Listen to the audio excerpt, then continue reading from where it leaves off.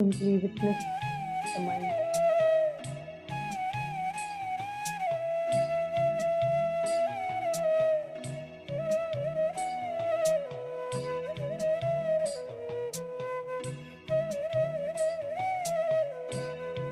Do not engage with the thought.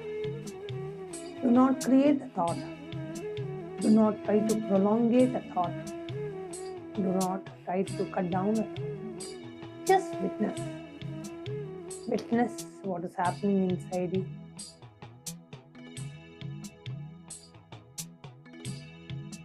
Simply witness what is happening inside you.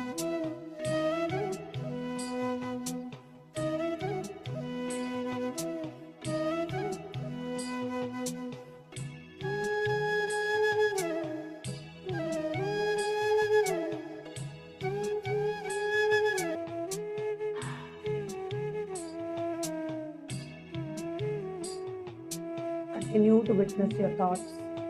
Just be completely unclutched. Just sit with your eyes closed and just witness what is happening inside you. Just witness the thought after thought comes up. Witness some discomfort, disease, discomfort.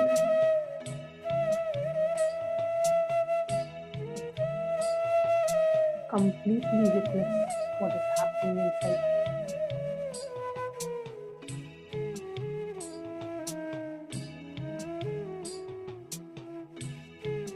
Just be in a space of deep unclutching.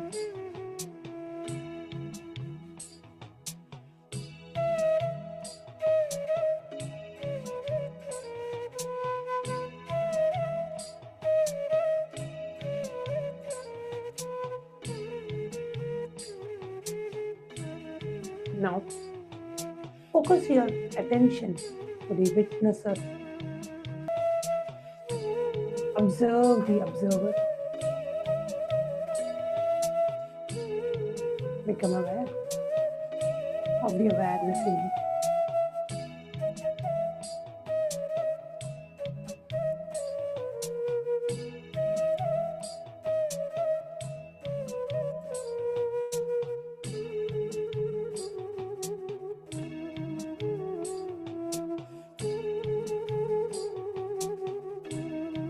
Focus your entire attention on the one who is witnessing your body, mind, and being. Bring your entire attention from outside to inside. Look at the one who is eternally in oneness with the whole cosmos. Just be a pure witness.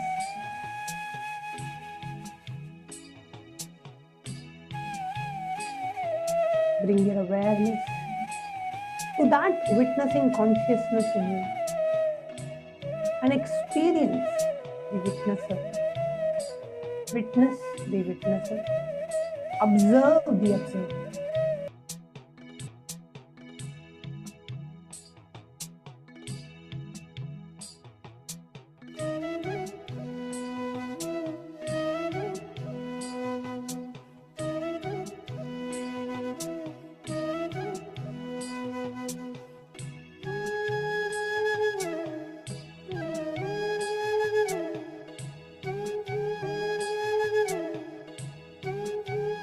Now, just center yourself gently in the space of Om Nityananda Paramashivam.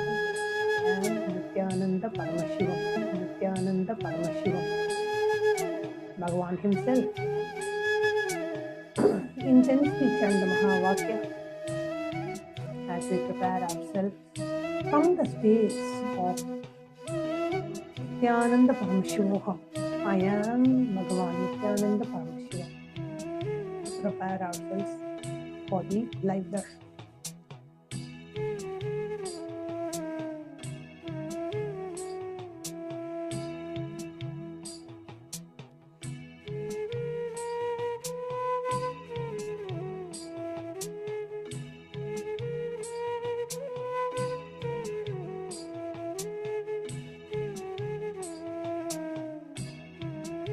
amount of time. Just drop everything, all sorts of restlessness, moments of thoughts, inner chatter, anything, everything. Just relax everything as well. That is not you.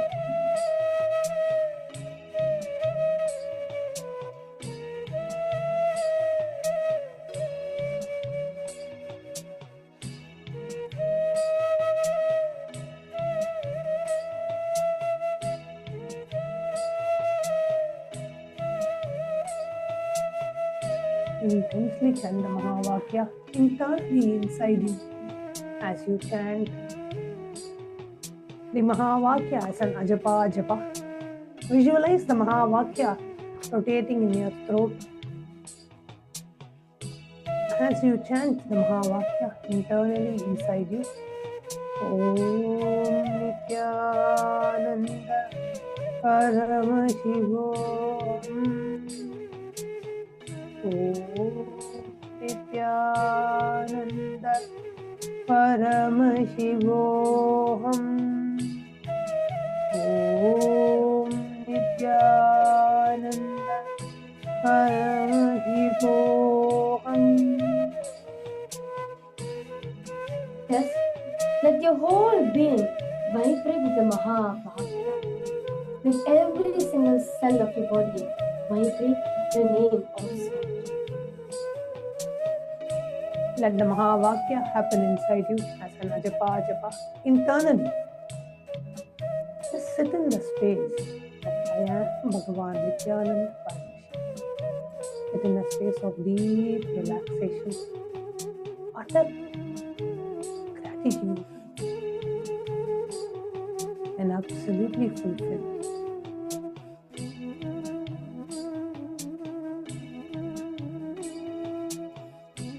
Allow the ajapa japa to happen inside you internally. Om Nityananda Paramashivoham. Om Nityananda Paramashivoham.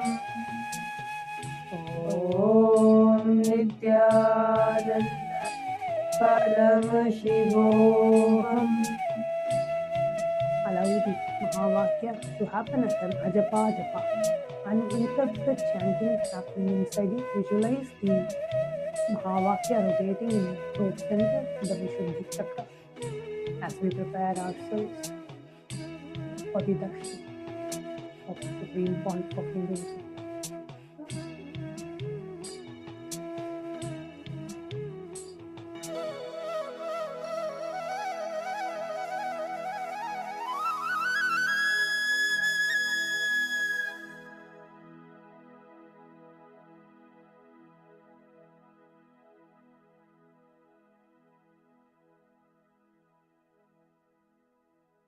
Continue to be in the space of deep devotion as you chant the Mahavakya.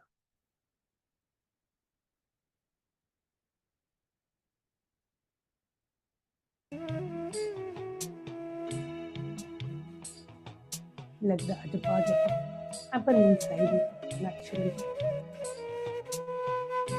as you are seated in the space. Abhayam Nityananda.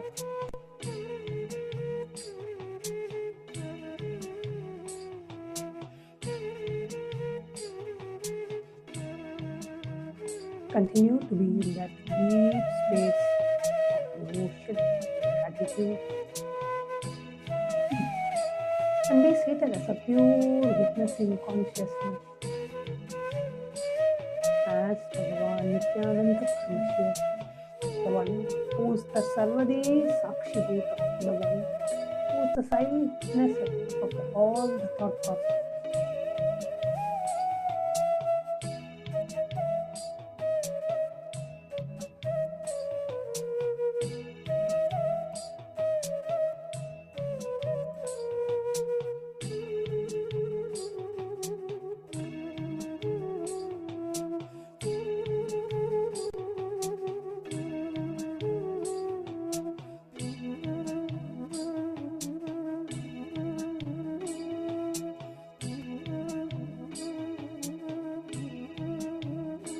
Relax everything.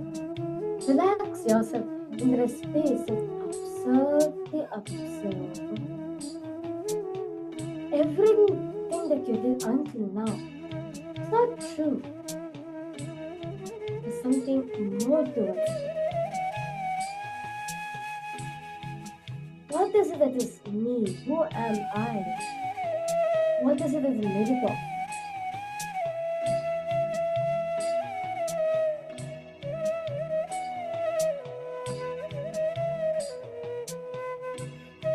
Now,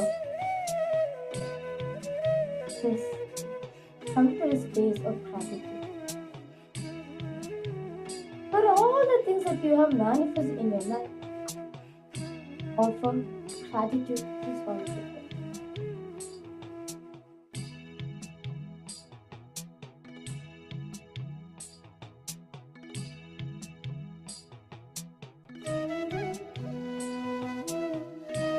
Inhale deeply, exhale slowly.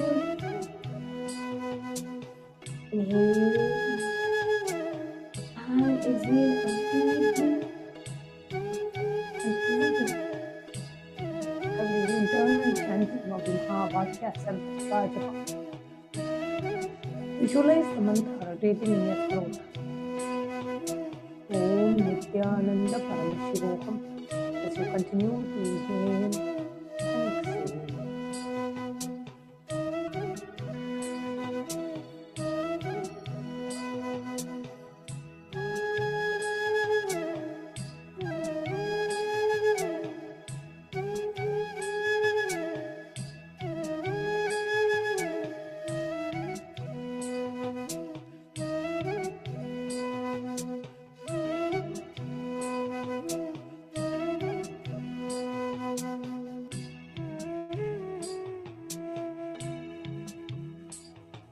Observe, observe, observe everything at this moment of time.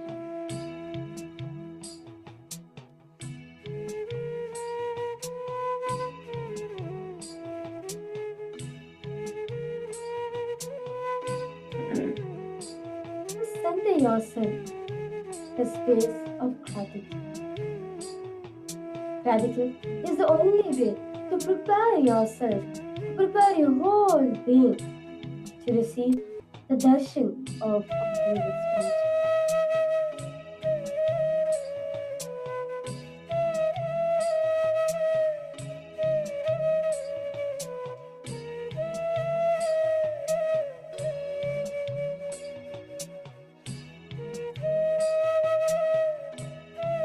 For everything, for all the initiations, miracles, breakthroughs that you have experienced in your life, offer your gratitude to Swamiji.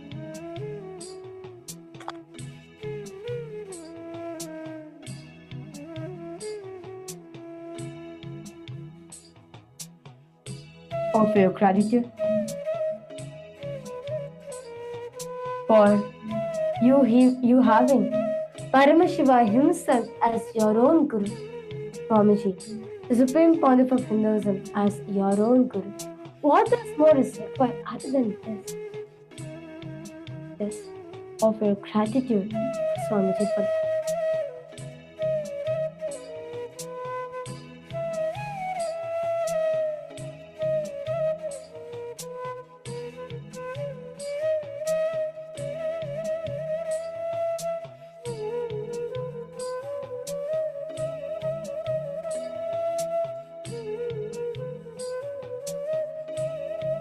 Gratitude to every single person whom you met that has led you to Swamiji.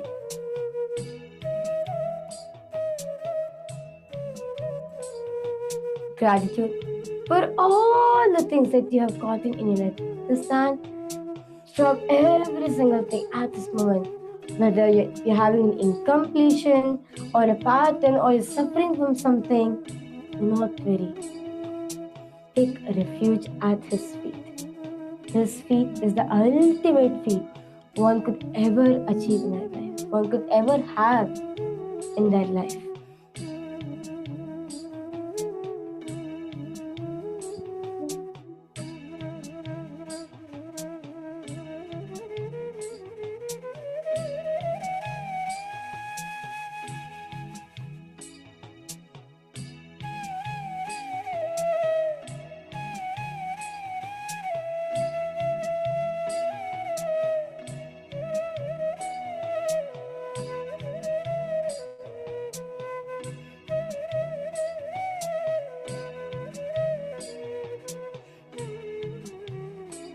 of your gratitude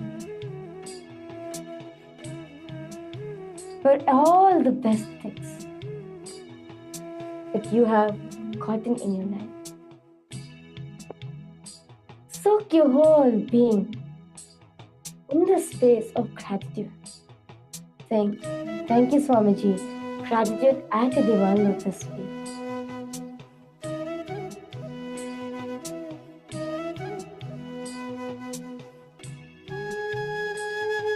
Offer your gratitude. The avatar for descending in a human body. Coming down as your guru to liberate you.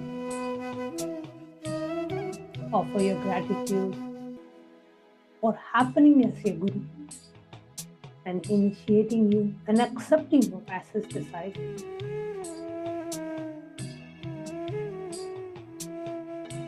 As Guru Gita very beautifully says, Guror Adi Anadischa Guroho Paramadaivatam Guroh Parataram Nasti Tasmai Shri Gurave Namaha.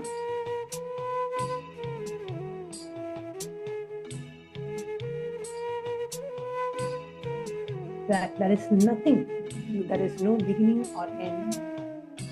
Guru does not have a beginning or an end, and there is nothing other than the Guru.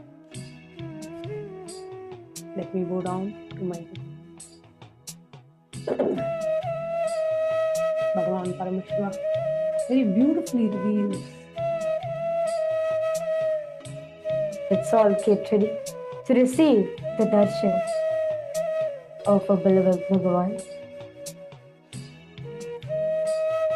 Connecting with the divine with your eyes closed is meditation.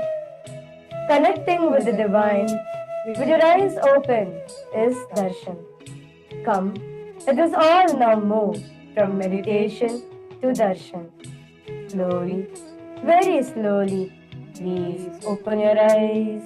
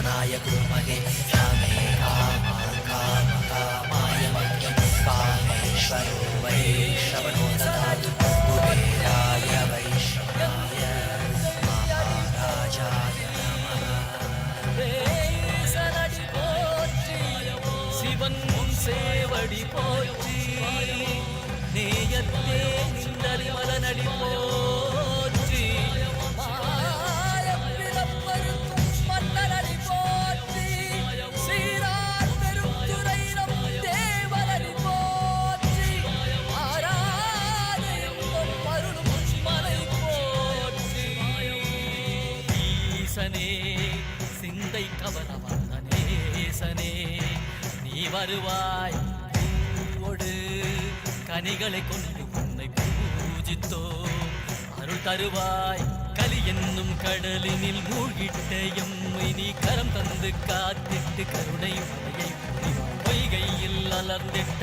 அலபத்மம் போல உன் திருவடியில் வாழ்ந்திட நித்தியனே நீயும் அருள்வாராய் அருணாச்சலனே நீ வாராய் அகண்ட ஜோதியனே வாராய் அல்லல் நீக்கிடவே வாராய் அகிலம் போற்றுகின்ற ஈசனே சிந்தை கவர வந்த நேசனே நீ வருவாய் பூவோடு கனிகளை கொண்டு உன்னை பூஜித்தோம் அருள் தருவாய்.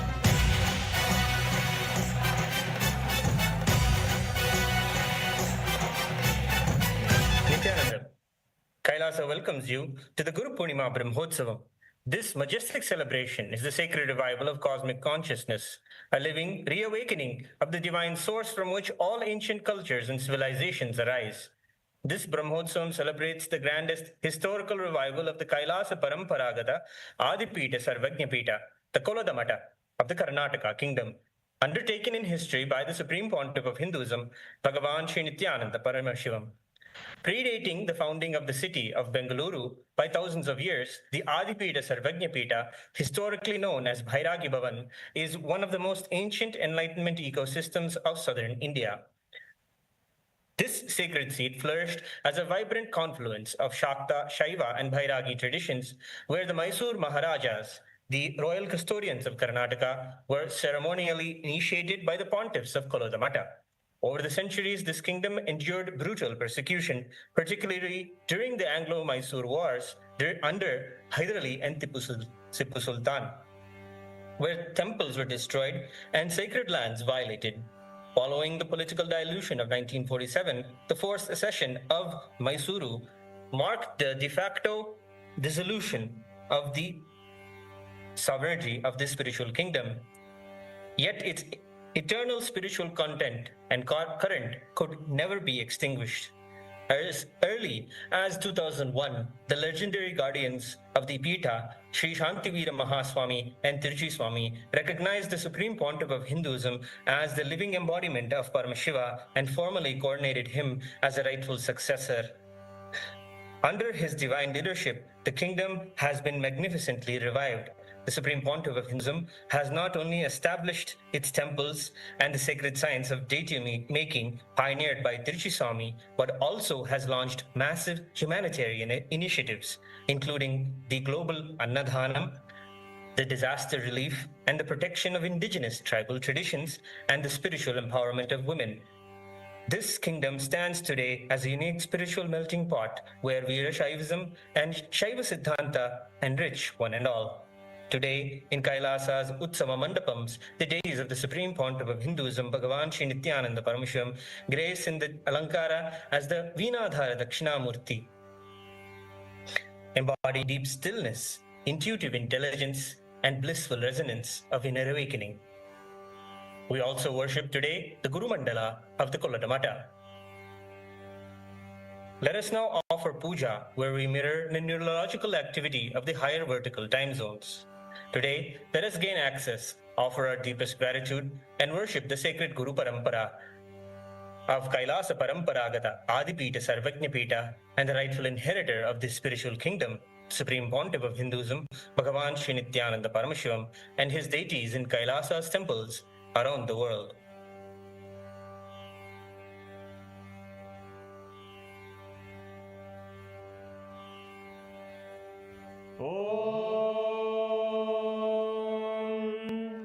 सहस्रदलपङ्कजे सकलशीतरश्मिप्रभम् वराभयकराम्बुजं विमलगन्धपुष्पाम्बरम् प्रसन्नवदनेक्षणं सकलदेवतारूपिणम् स्मरे शिरसि हंसकं तदभिधानपूर्वं कुर्वन्।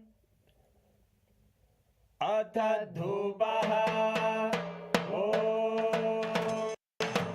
धूरसि धूर्वधूर्वन्तं धूर्वदयोस्मान् धूर्वदितं धूर्वयं वयं धूर्वामस्त्वं देवानामसि संस्थितमं वप्रितमं जुष्टतमं मन्नितमं देवौतममृतमसि हविर्दानं त्रिगुंहस्वमाह्वाः विद्यस्य त्वा चक्षुषा प्रेक्ष्येर्मा संविक्रमात्वाहिगं शिशुम्।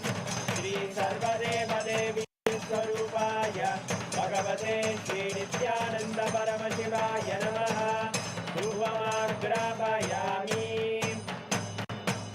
अथ दीपः।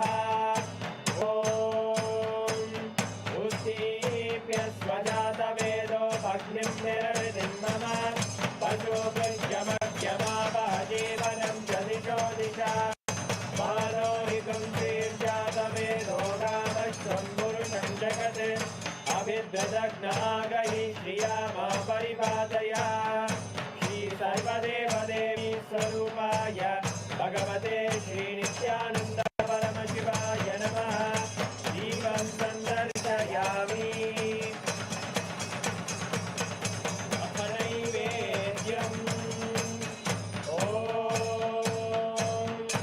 मधुवादारतयते मधुक्षन्ते सिन्धवः मार्गेण सङ्गोषधीः मधुरक्तमुदोषधि मधुमर्काक्षि मधुव्रजः मधुद्योरस्तु नः पिता मधुमानो वनस्पतिर्मधुभागं मधु सूर्यः माद्वीर्घावो भवन्तु नः। मधु मधु मधु। श्री सर्वदेवदेवी स्वरूपाय भगवते श्री नित्यानंद परमशिवाय नमः। नैवेद्यं निवेदयामि। नैवेद्यानन्तरमाचमनं समर्पयामि। नीराजनम्।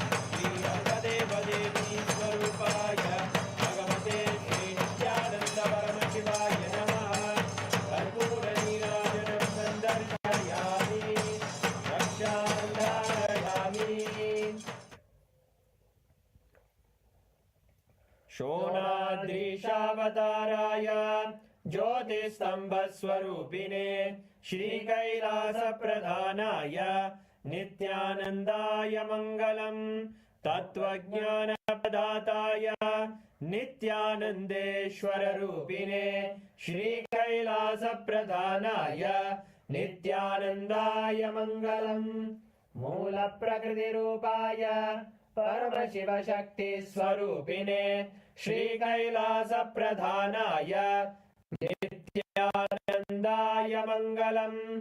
दण्डत्रिशूलहस्ताय कालकालस्वरूपिणे श्रीकैलासप्रधानाय नित्यानन्दाय मङ्गलम्। आदिपूज्याय देवाय सकृत्पूर्णत्वरूपिणे श्रीकैलासप्रधानाय नित्यानन्दाय मङ्गलम् सर्वाभयनाशकाय शत्रुसंहाररूपिणे श्रीकैलासप्रधानाय नित्यानन्दाय मङ्गलम् योगपट्टाभिषिक्ताय राजसन्न्यासधारिणे श्रीकैलासप्रधानाय नित्यानन्दाय मङ्गलम् सार्वभौमैकपत्याय राजराजार्चिताय च श्रीकैलासप्रधानाय नित्यानन्दाय मङ्गलम् मङ्गलम् कल्पवृक्षाय मङ्गलम् ज्ञानदायिने परमशिवाय श्रीनित्यानन्देश्वराय मङ्गलम् मङ्गलम् श्रीविद्याम्बायै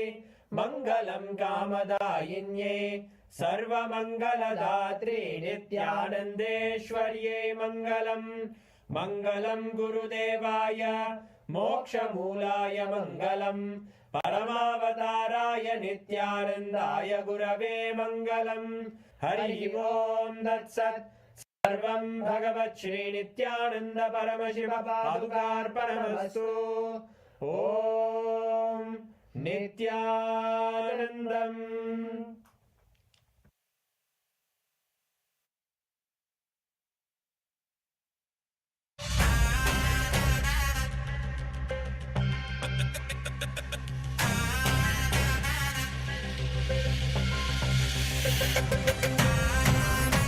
கட்டி முத்துப்பவளம் கட்டி ஆனி பொன்னாலான வண்ணத்து ஊஞ்சல்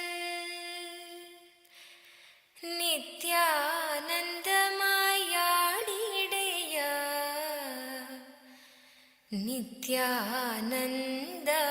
நித்யானந்தாடிடையா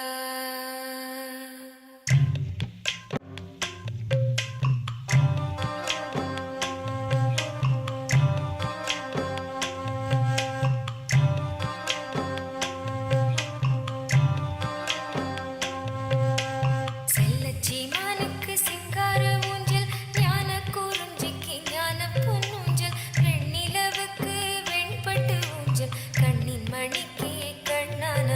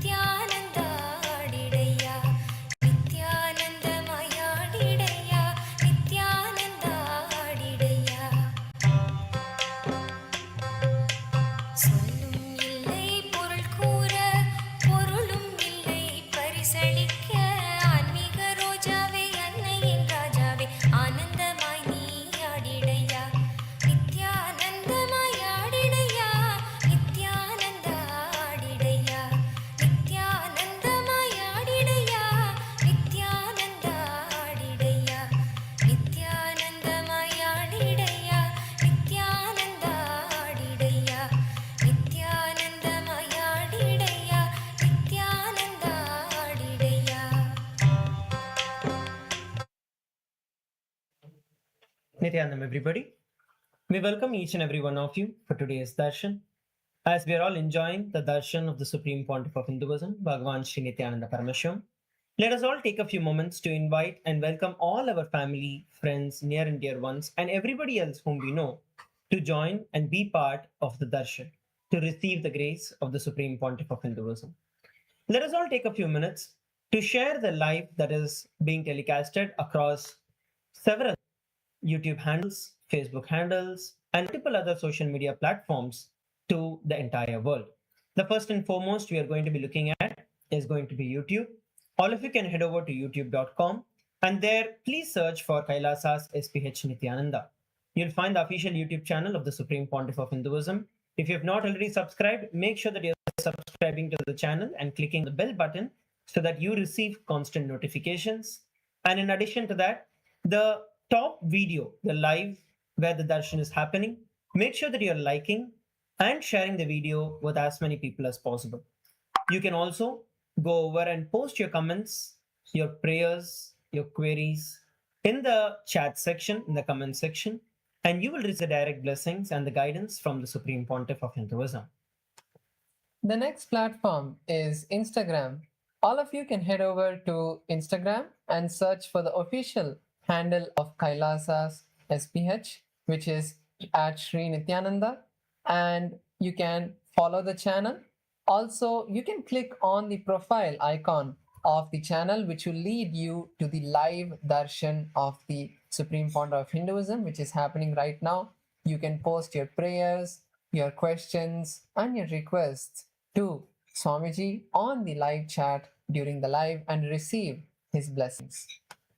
Next, we are going to be looking at X, formerly Twitter. Head over to x.com.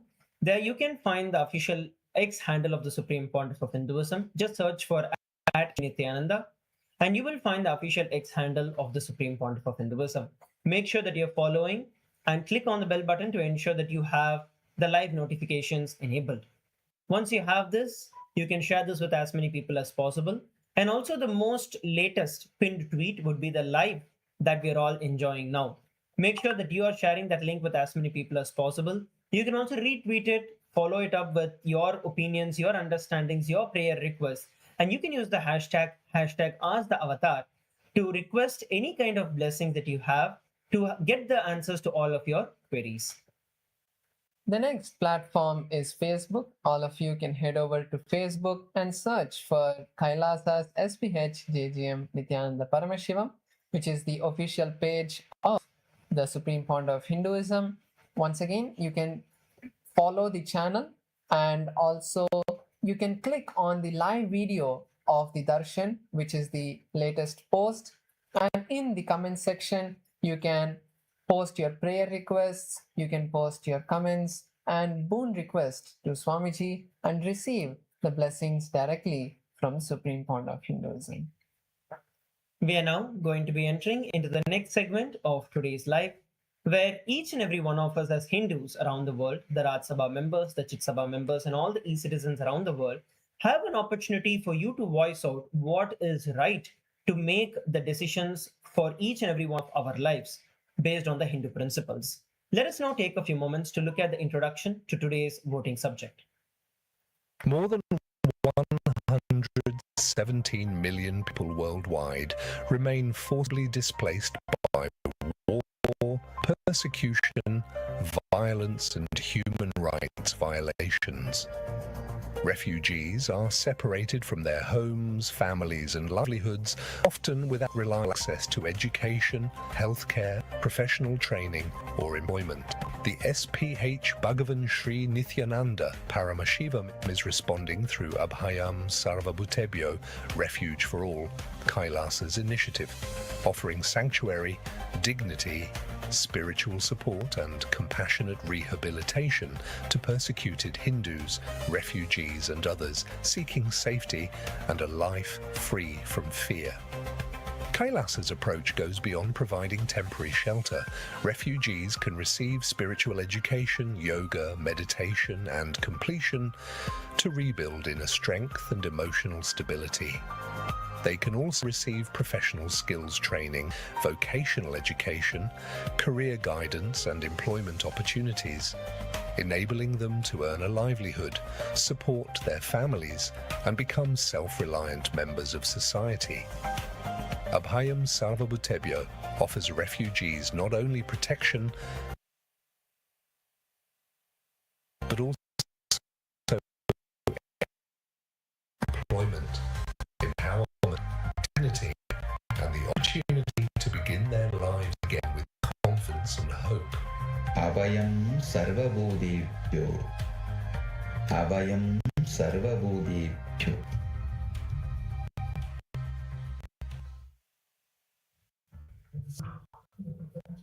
Let us now enter into the voting segment today. Today, we are looking at the subject. 117.8 million people remained forcibly displaced worldwide, including refugees, asylum seekers, and internally displaced persons. Conflict, persecution, violence, and human rights violations separate families and deprive millions of safety, education, healthcare, dignity, professional opportunities, hope, and security. The Supreme Pontiff of Hinduism, Bhagavan Sri Nithyānanda Paramashīvam, responds through Abhayam Sarvabhutebhyo, which is refuge for all. Kailasa's initiative offering sanctuary, dignity, spiritual support, education, professional training, employment pathways, and compassionate rehabilitation for those persecuted Hindus, refugees, and others, those who are seeking safety, freedom, healing, belonging, self-reliance, and fearlessness. The Chitsabha question for all the Parliament members today is: which functional education policy should Kailasa adopt for the rehabilitation and empowerment of refugees? There are 4 options which all of you can choose and vote for. Option 1 is prioritize spiritual and education and inner well-being for every refugee. Integrate yoga, meditation, and completion into rehabilitation education. Third is protect refugees' freedom to preserve their religious and cultural traditions. And option number 4 is provide value-based education, promoting confidence, responsibility, and self-reliance. So all the Chitsabha members can head over to kailasa.org/Hindu-votes and post and vote for the option that you think Kailasa should prioritize. The next is the question for all the Rajya Sabha Parliament members. Which immediate outreach action should Kailasa prioritize to connect refugees with Abhayam Sarvabhutebhyo? Point number 1, reach refugee communities and support groups through targeted social media outreach. Option number 2 is approach countries facing difficulty accommodating large refugee populations.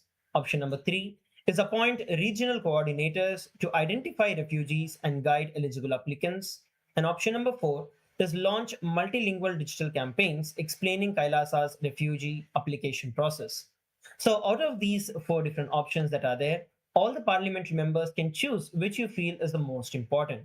All of you can once again head over to kailasa.org/Hindu-votes and cast your vote there.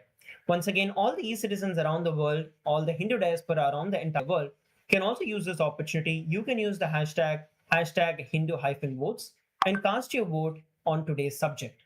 With that, we'd like to thank each and every one of you for joining in for today's Darshan. Let us all continue to receive and enjoy the Darshan of the Supreme Pontiff of Hinduism. Thank you, Nithyananda. காராத செல்வம் வந்தது போல் வானத்து ஒளிகள் சேர்ந்தது போல் ஊனக்கண்ணுக்கு உருவம் தெரியுது உற்சாகமாய் நீ ஆடும் கால் நித்யானந்தமாய் ஆடிடையா Nityananda ஆடிடையா நித்யானந்தமாய் ஆடிடையா Nityananda ஆடிடையா நித்யானந்தமாய் ஆடிடையா Nityananda ஆடிடையா நித்யானந்தமாய்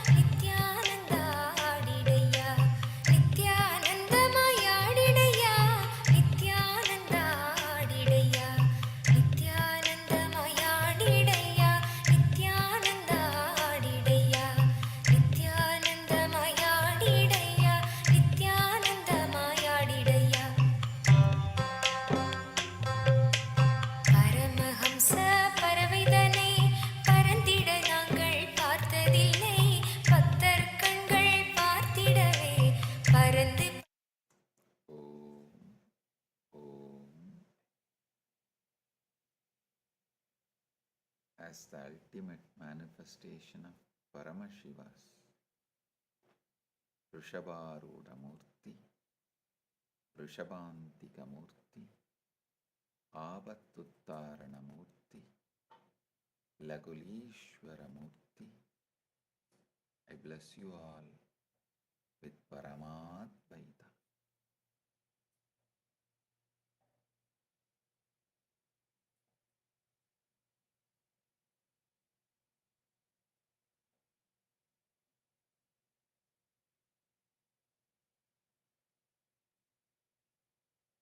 All the Paramashiva Sena program participants from Kailasa Tiruvannamali and Kailasa Guinea-Bissau, Chit Sabha members, Rajya Sabha members, Kailasa-vasis, and all the citizens, viewers, visitors who are joining with us through the internet and internet. I welcome each and every one of you with my love and blessings. Volunteers in Kailasa Guinea-Bissau, Ma Vani Goyal, Ma Jnanapriya, Guru Charana, Veishiting, Zanging, Looping, Korini, and Ma Tatata Shakti. Volunteers in Kailasa Tiruvannamali, Pratap, Shivarudra Bhairava, and Vignesh. Blessings for every one of you.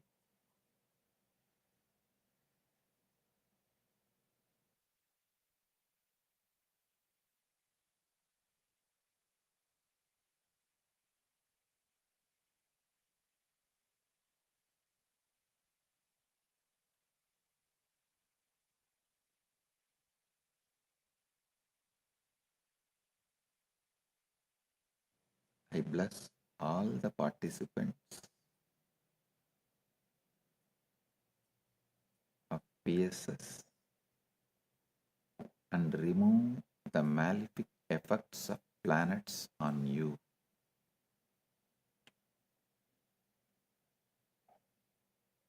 I am unlocking your brain's ultimate potential and initiate your brain to act as the mirror for the macrocosm.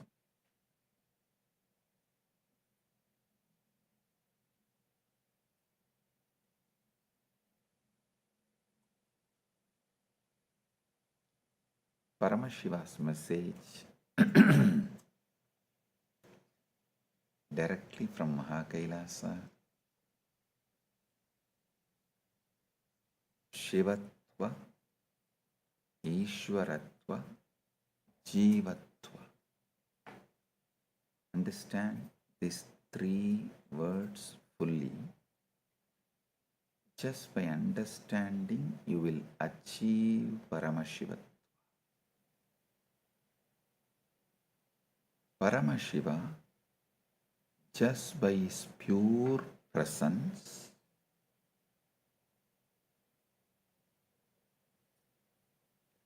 without directly getting involved, just by his pure presence, when all the conjugas function, neither he is involved nor he is bound, but by his pure presence, all the conjugas function. It is Shivatva. When he manifests and plays within the realm of conjugas without losing his sovereignty, being the Lord, it is Ishwaratva. Those beings who enter into the conjugas and forget their Ishwaratva or Shivatva is Jiva. Listen.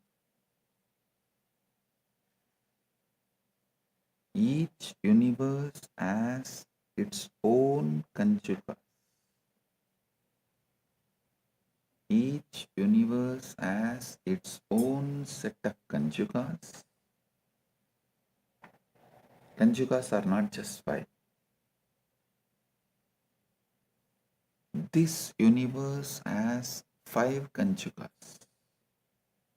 Kala, Kala, Niyati, Raha, Vidya.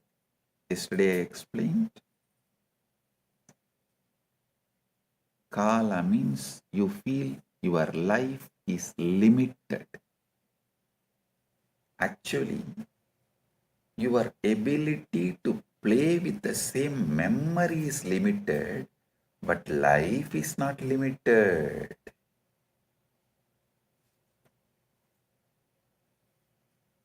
And the most funny thing is, you hate your memories. You can't reconcile with them. You are tired of them. You want to retire from them, but still the natural reset mechanism Paramashiva has provided, you call that as a death instead of rebirth. Instead of reset, you call that as death because you feel the known devil is much more than unknown angel. That's the most funny thing.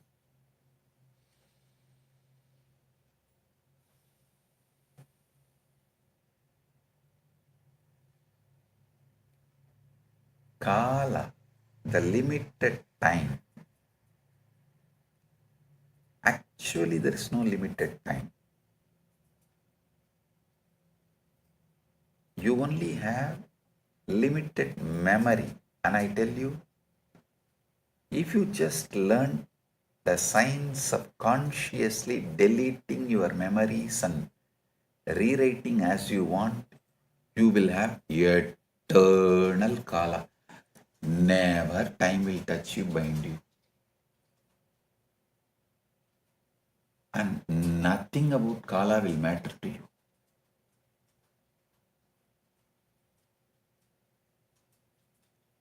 Kala, the limited knowledge. Niyati, limitations. Raga, attachments. Vidya, limited knowing. Listen.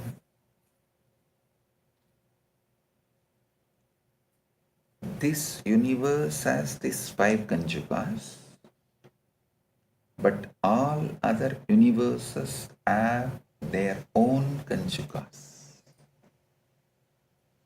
that has different effects.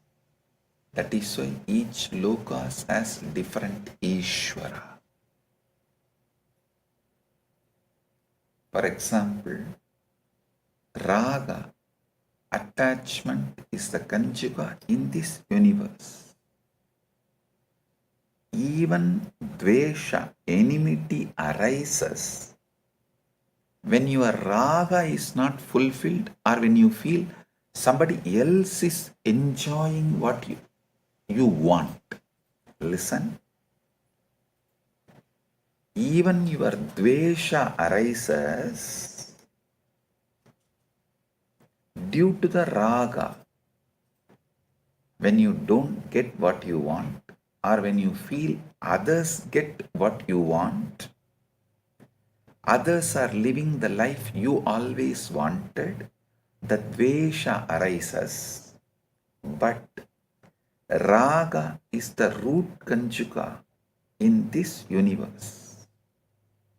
But if you go to Asura lokas, the lokas where the Asuras live, demons live, Rakshasas live, Dvesha is the Kanchuka, not Raga. From the Dvesha, only Asuras operate. Even their Raga, attachment comes only if someone is enemy of their enemy, they are attached to that person. So even their Raga arises out of their Dvesha. But in this universe, Bhuloka, even your Dvesha arises from Raga. Understand this.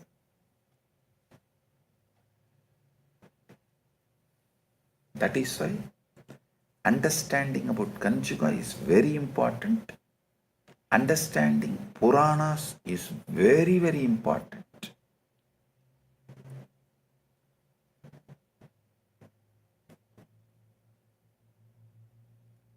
Asuras, even their raga, friendship, love is based on my enemy's enemy is my friend. They don't have any other relationships or attachments. Their niyati, their conjugas are different. Listen, Ravana, he knows very well he cannot enjoy Sita because he has a curse. If he touches any woman without consent, his head will burst and he will die. So, then why he kidnapped Sita? He just want to take revenge on Rama for Lakshmana cutting the nose of Surpanaka. He wants to take revenge. And one more thing you should know, it's not that he has a very sisterly relationship with Surpanaka. No. He killed Surpanaka's beloved husband. That's a separate story.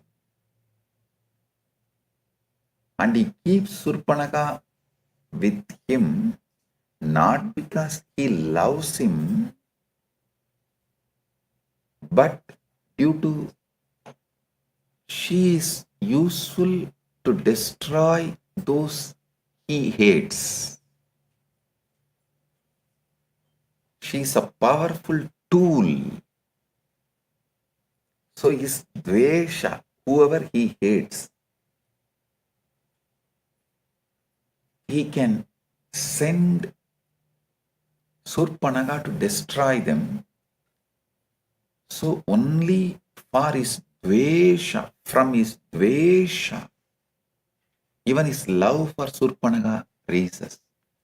And she really wants to take revenge on Ravana for killing her beloved husband. She was actually in love with the guy. And this Ravana killed that fellow, killed him.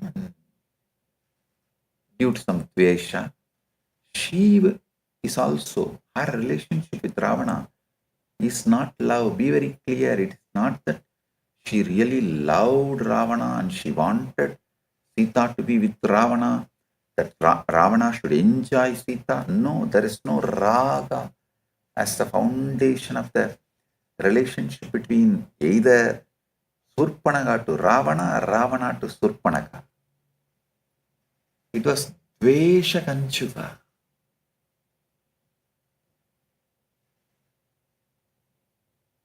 And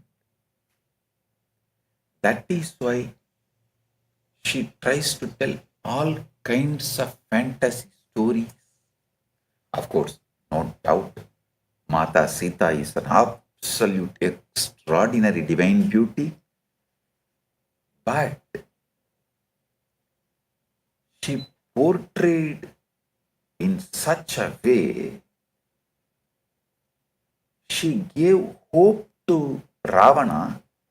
Ravana can convince Sita to become his queen or beloved. See, where Surpanaka played the game is not when she described the divine beauty of Sita. The divine beauty of Sita Surpanaka's description is actually less. But Surpanaka played the game by lying to Ravana that you can easily convince Sita because she is caught living in the forest due to Rama's exile. And it is not that she is willingly living with Rama, enjoying Rama in her life. So that lie, that twist, Surpanaka did it to create the greed in Ravana that Ravana can convince Sita by showing the Lanka and that wealth, all that glories he has. And Sita may become his queen. That twist was done not by Raga, Dvesha, Kanchuka. So that demons, lokas, Kanchukas are different. Understand?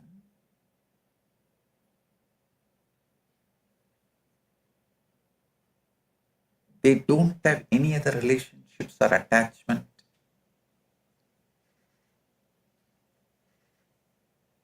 other than Dvesha centric.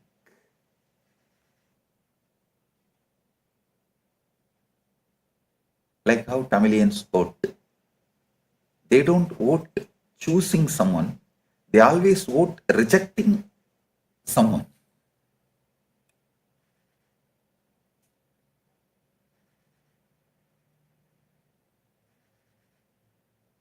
Listen,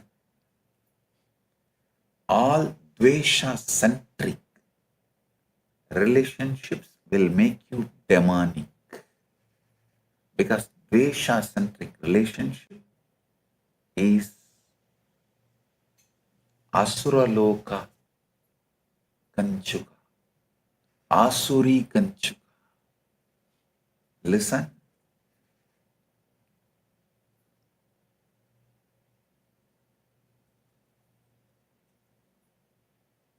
build relationship with someone whom you really like. Raga Kanchuka, at least you will be human. Dvesha Kanchuka, you will be demon. So listen, same way the different niyatis. You should also know Paramashiva is the substance out of which both Kanchukas and Ishvara is made. You need to know that. He is the substance with which Kanchuka and Ishvara both are made. Both manifest on Paramashiva through his Divya Shakti, his Paramashakti. But even though the Kanchukas and Ishvara both manifest out of same Paramashiva's Shakti,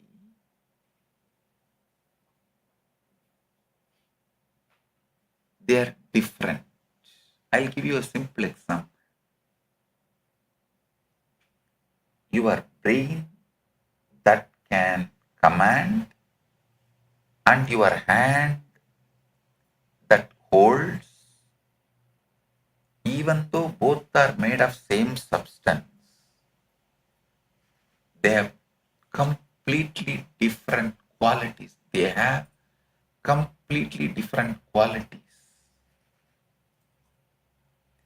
The hands are like Kanchukas and the brain is Ishvara.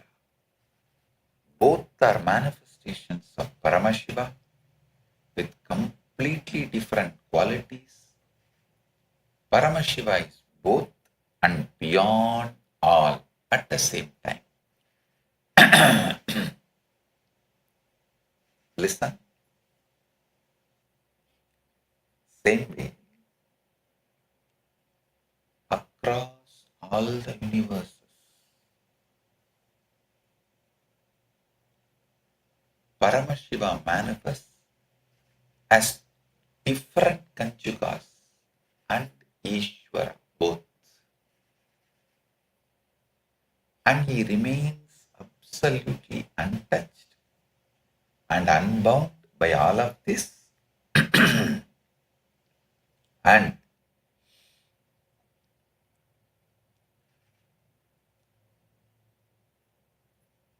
each sovereign Paramashiva manifests in each universe becomes Ishvara for that universe.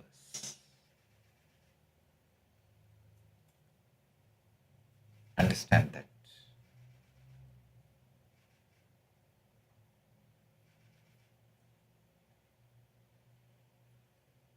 I'll give you one more example.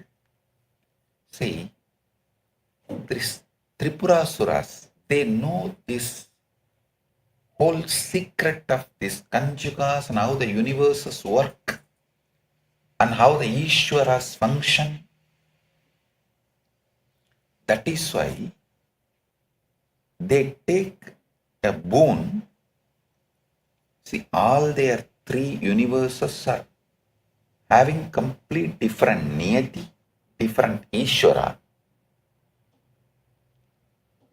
But they should be killed only if all three are aligned together, which can never happen because the niyati of all the three universes is different. So what to do? The Ishvara for all the three universes is different. Even though Paramashiva himself, it is Paramashiva's three different reflections. Like if you have 10 parts, sun reflects, sun is same like Paramashiva, but his reflection on the three parts is different. The 10 parts is different.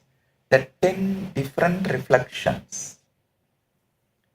If you break one part, only the reflection in that part will melt down, but the reflections in the other parts will be there.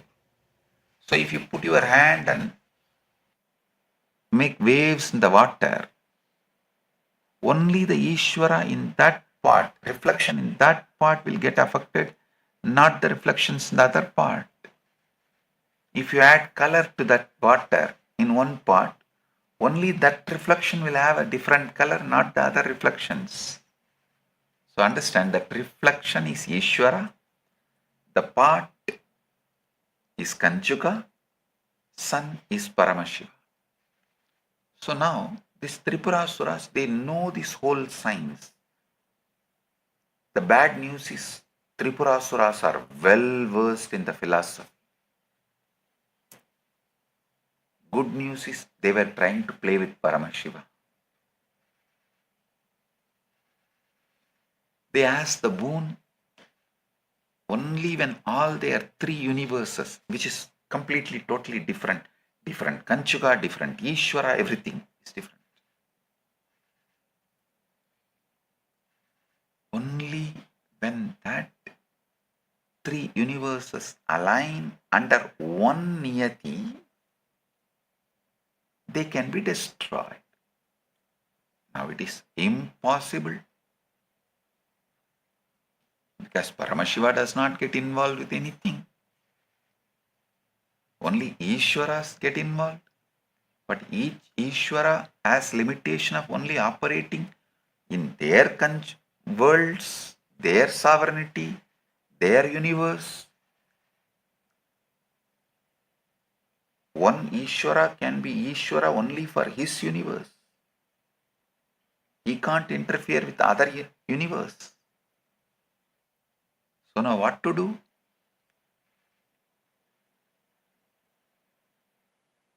All of them, finally all the all the devas, including Brahma, Vishnu, all of them go and surrender to Paramashiva, asking, please do something,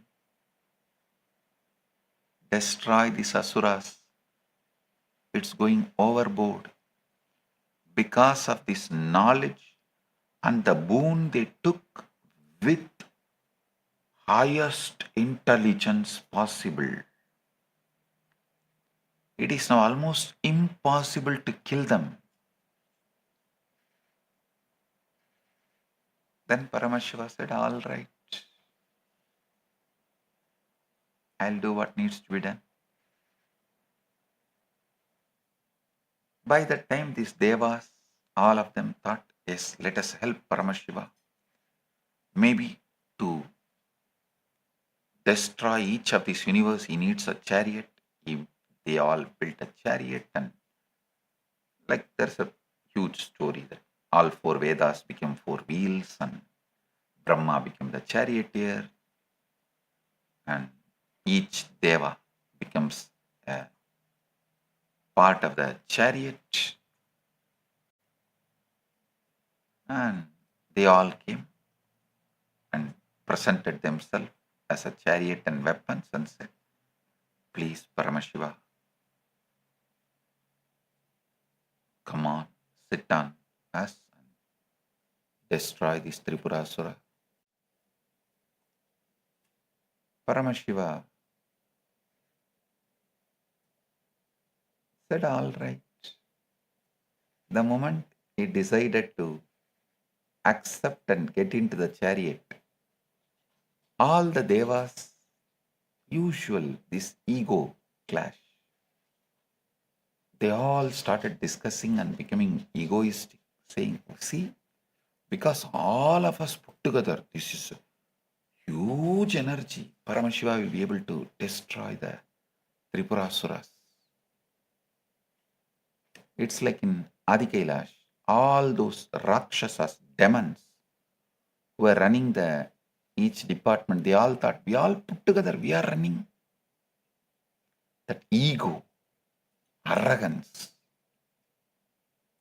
even though they were doing good work together, that ego, arrogance, because of us, Paramashiva's mission is happening. We are doing it. When the ego comes, it is not only they will be destroying themselves, they will fight among themselves and destroy the whole ecosystem.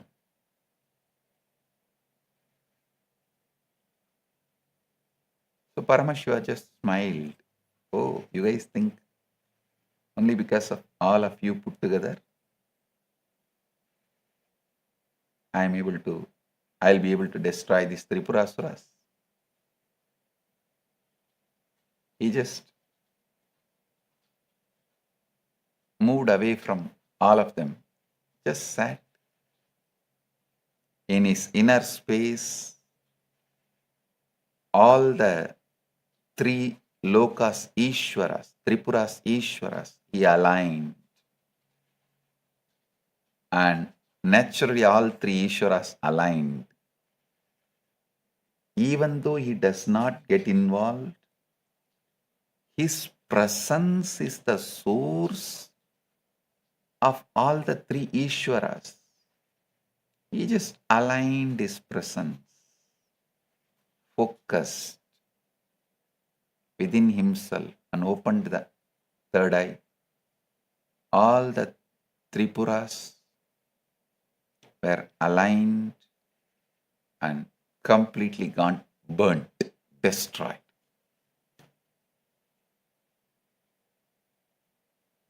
Not only the Tripurasuras are destroyed, even the Devatas, gods and goddesses, they were all shaken. Because he did it without any of them. I just dumped that whole gang, the Adi Kailash gang, and built the Kailasa, manifested Kailasa.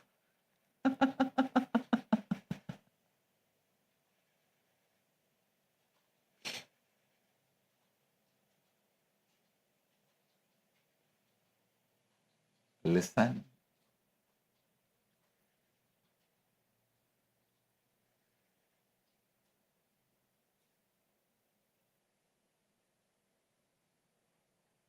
understand this truth about Paramashiva, Ishwaratva,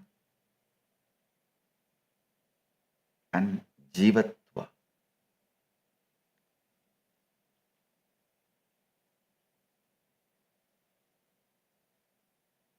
If you give too much attention to conjugas, you will be Jiva.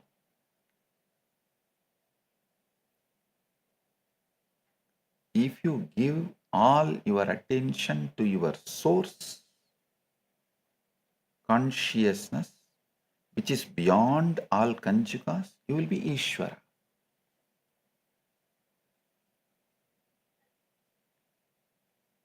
And even when you become Ishvara, you have sovereignty over your whole universe.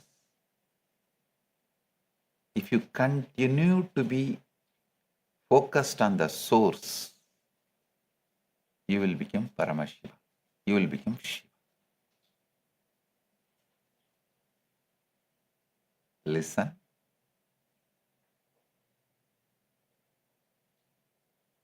Across all universes, Paramashiva manifests as Kanjukas and Ishvara both. But he remains absolutely untouched and unbound by all of this. If you give all your attention to Kanjukas, like, oh, I have limited time. If you make the decisions based on I have limited time, I have limited knowledge, I have limitations, niyatis, and I have limited knowing, and all these Kanjukas, if you are always focused on that, you will be Jiva. If you turn your attention to your being, which is beyond all these Kanjukas, core consciousness, observing the observer, witnessing the witness, you will see you are Ishvara, not Jiva. From your sovereignty, you manifest all these Kanjukas and play the life and do what you want as you want. And when you know that you have the sovereignty over your life, everything, even after that you continue to remain focused on the source, you become Shiva, Paramashiva.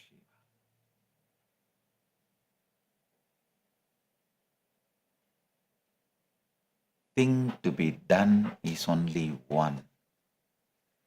Focus on the source. Not only you will manifest anything you want, you will have the sovereignty over the whole universe,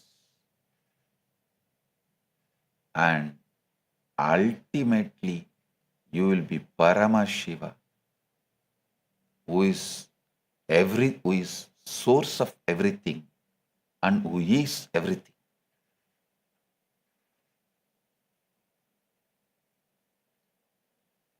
If you give too much attention to Kanjukas, you will be a Jiva. If you give attention to your source, you will become Ishvara. If you continue to be focused on the source, you will become Shiva. Paramashiva is like the water that fills every river, lake, and ocean.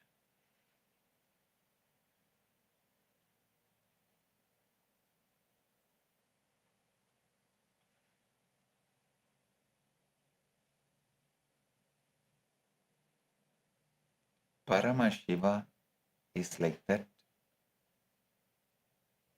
Paramashiva is like the water that fills every river, lake, and ocean. The river Kanjukas are like river.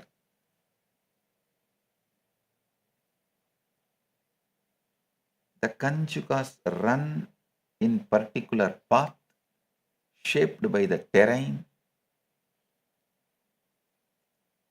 and reach the ocean. The ocean, Ishvara, holds all rivers, yet remains a distinct entity. Understand? Paramashiva is like the water that fills every river, lake, ocean, everything. River is Kanjukas that run in particular path shaped by the terrain, means that Niyati. Ishvara is like a ocean, holds all rivers, yet remains a distinct entity. When you are a jiva, you are simply a ripple on a specific river, unaware of ocean. When you are an Ishvara, you are the ripple that knows it belongs to ocean, and it is ocean. When you are Shiva, you are not a ripple nor a river, you are the boundless water itself, untouched by any particular course. By constantly turning your awareness back to the source, you keep your river from becoming mere trickle of the world. And you remember that your true nature is endless, unchanging water that flows beneath every surface.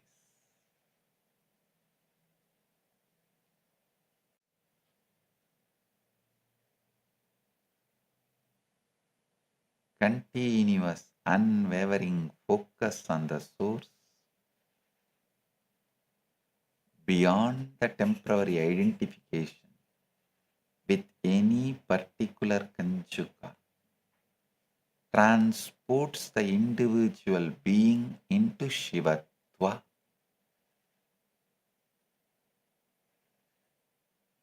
In this state, the person is neither acting within the world nor withdrawn from it. The individual is the ground that makes both possibilities possible.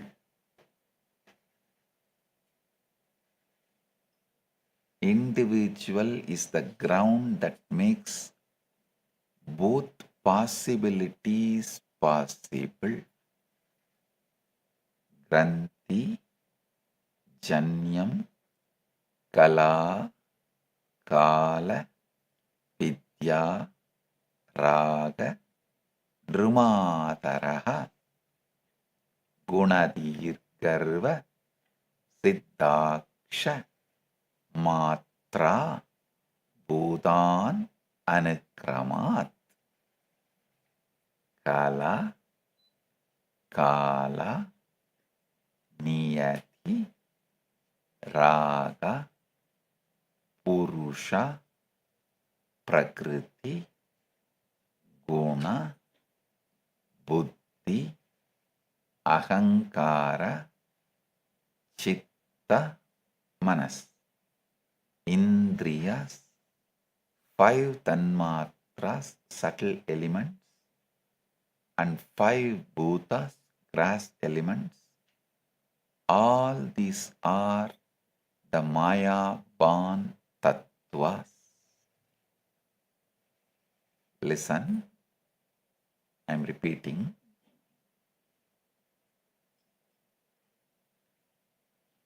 Granthi, janyam kala kala vidya raga nrumataraha gunadirgarva chittaksha matra bhudan yanukramat.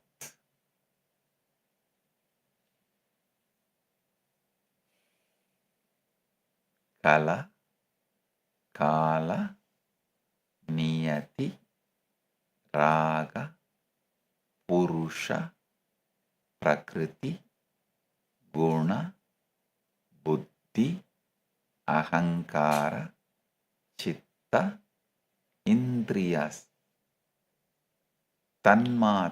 Five tanmatras, 5 bhutas, all these are the Mayaban tattvas.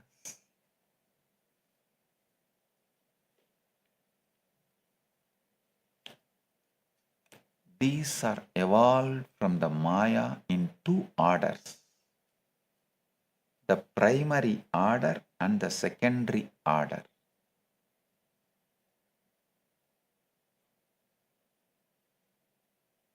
So listen, Mrigendragama beautifully says, the 10th chapter, 1st verse, Vidatte deha siddhyartam yat sakshat yat padantarat yada yunakti yat tedo tatrik tadatu nochyate. Anandeshwara, I can say that Ananteshwara is the Lord of impure Maya, the order in which he creates all these tattvas from the impure Maya, after effecting vibrant and creative convolutions in the field of impure Maya, is now explained. He creates these tattvas in order to provide bodies, instruments, enjoyments, and so forth to all the bound souls. The 10th chapter, Mrigendragama, 2nd verse in Mrigendragama, 10th chapter, 2nd verse.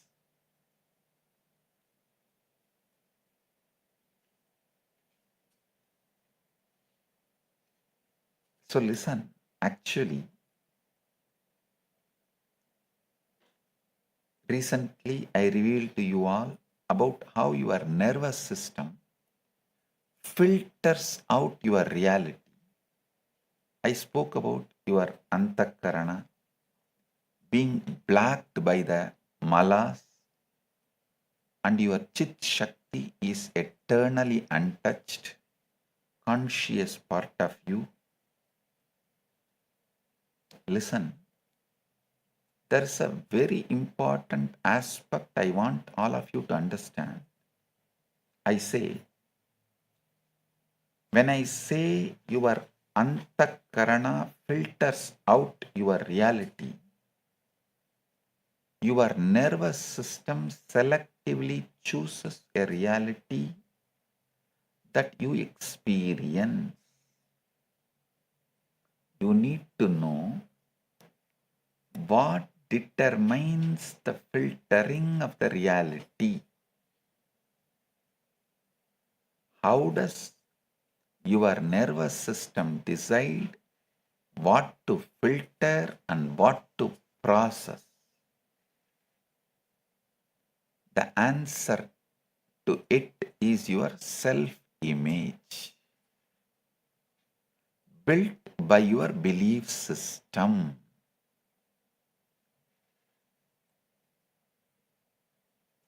Listen,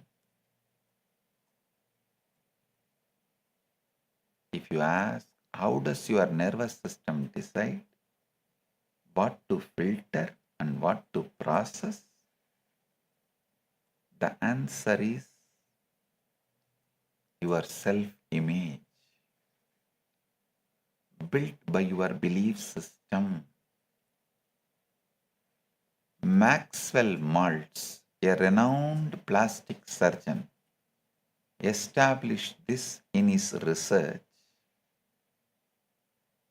Maxwell Maltz was a plastic surgeon and he would perform surgery on his patients, fixing their scars, their noses, their deformities. But then he noticed something. Even when he was done, many of his patients still felt they were ugly.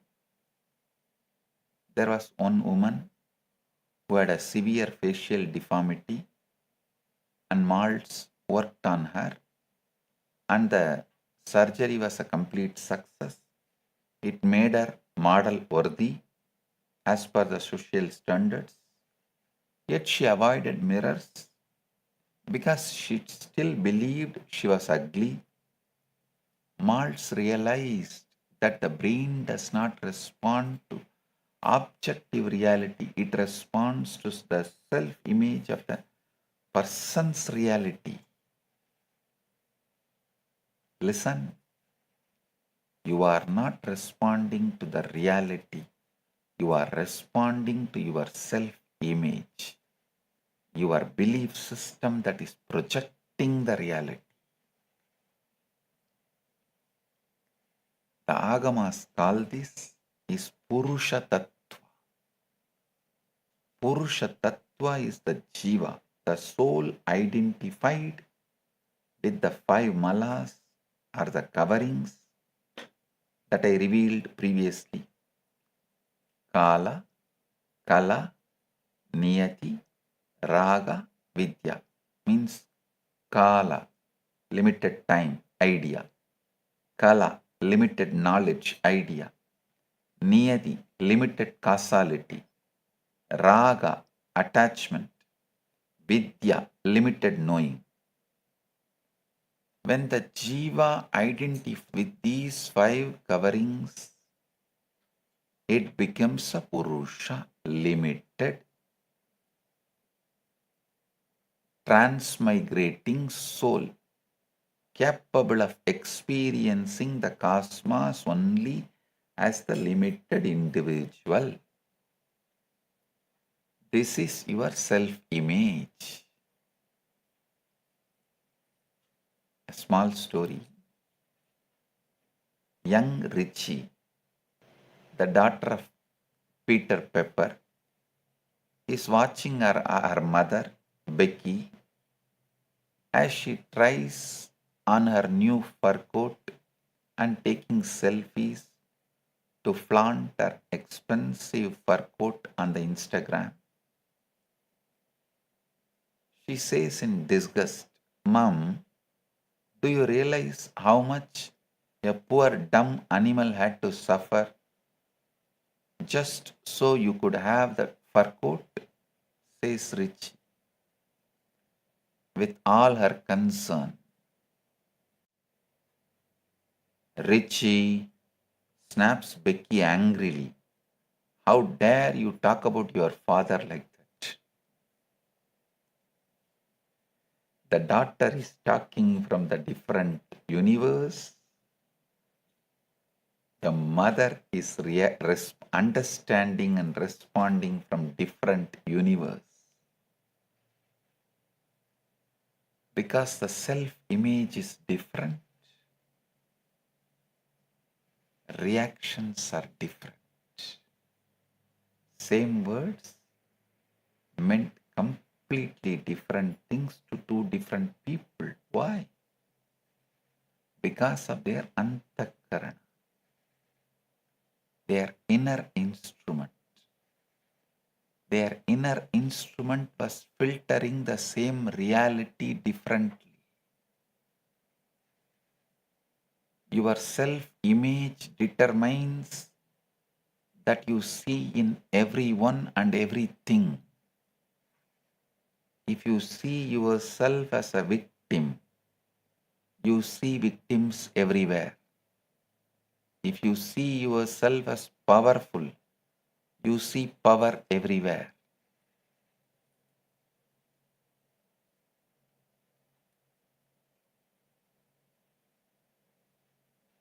Many times,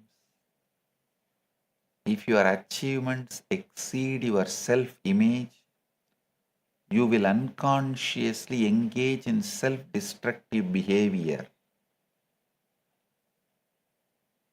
Why? Because the Purusha Tattva cannot tolerate inconsistency. The Purusha believes I am limited, I am unworthy, I am a failure. And when success comes, the Purusha sabotages itself to maintain consistency with its identity. This is why you lose weight and find it again.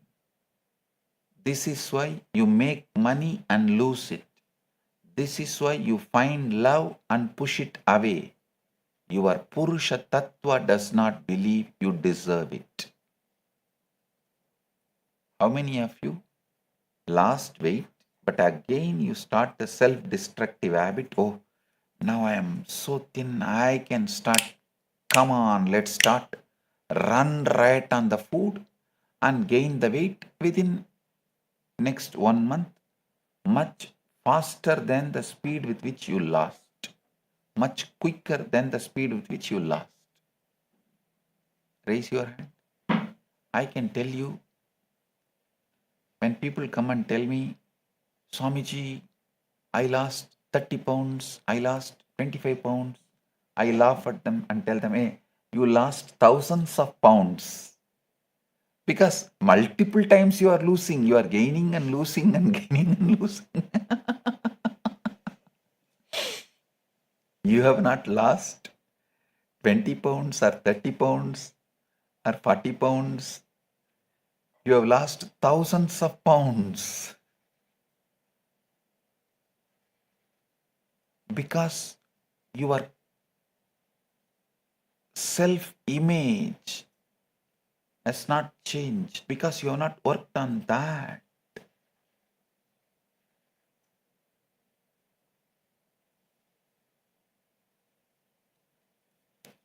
Whether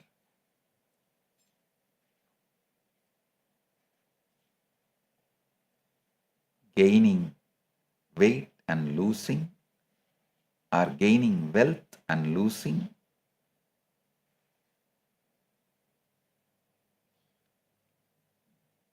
this whole thing, finding love and pushing it away, all that is because you have not worked on the Purusha Tattva. I tell you, work on the Purusha Tattva, self-image. That is what that Bhava, assuming what you want is achieved, works on the Purusha Tattva, your being. Then simply you manifest what you want and you retain it, you enjoy it. Listen. Only if you work on the being, the habits you want to drop will be dropped. Self-sabotaging will be stopped. And the right things need to be done will manifest through you. So the priority should be working on being. As long as you have that idea you are limited and unworthy and failure, you will lose weight and gain weight. You will gain wealth and lose wealth.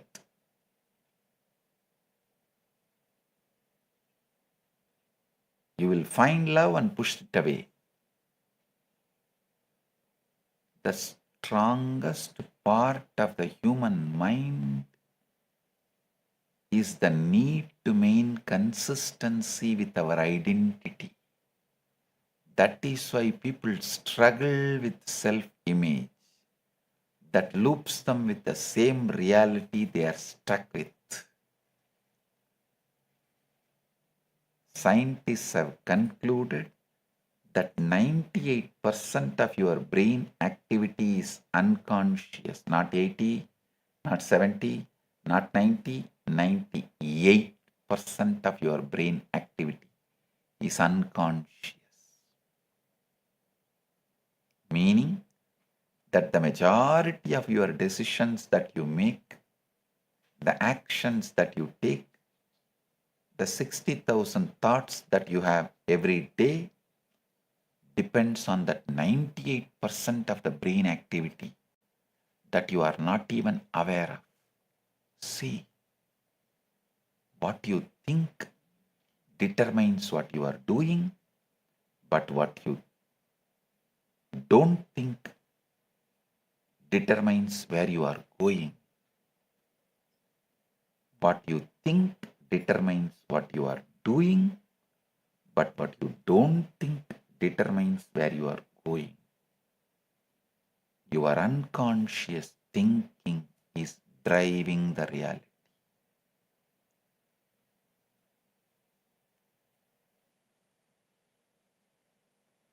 You can retrain your nervous system is the good news I have. Just by reprogramming your beliefs is the great news I have. The good news I have for all of you, you can retrain your nervous system. The great news I have for all of you is you can retrain your nervous system by reprogramming your beliefs.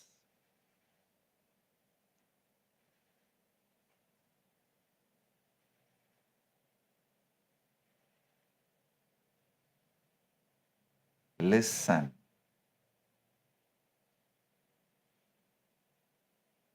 Science describes 3 brain states: beta, waking, thinking.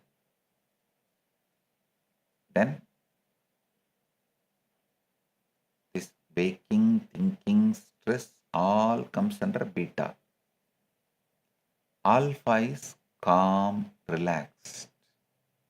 And theta is meditation.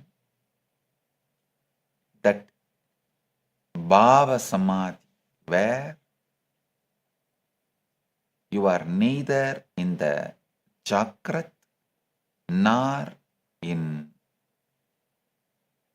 Swapna, you are in between. That hypnosis state. The Agamas describe these states too, but they go deeper. They describe a state called Spanda. This is the key word, listen. Spanda.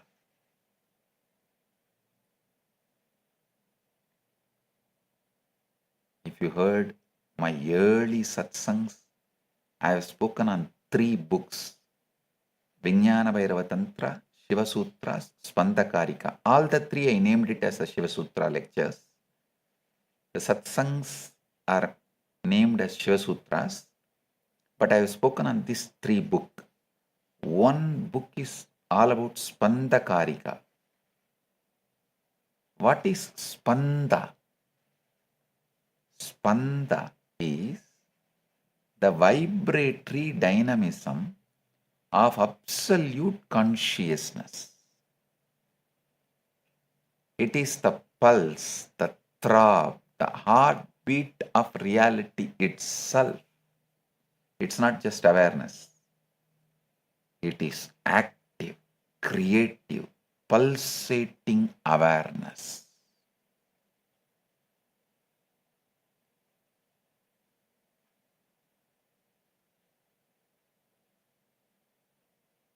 The Spandakarikas, the sacred text revealed by Paramashiva to Vasugupta, a great Kashmir Shaiva Acharya.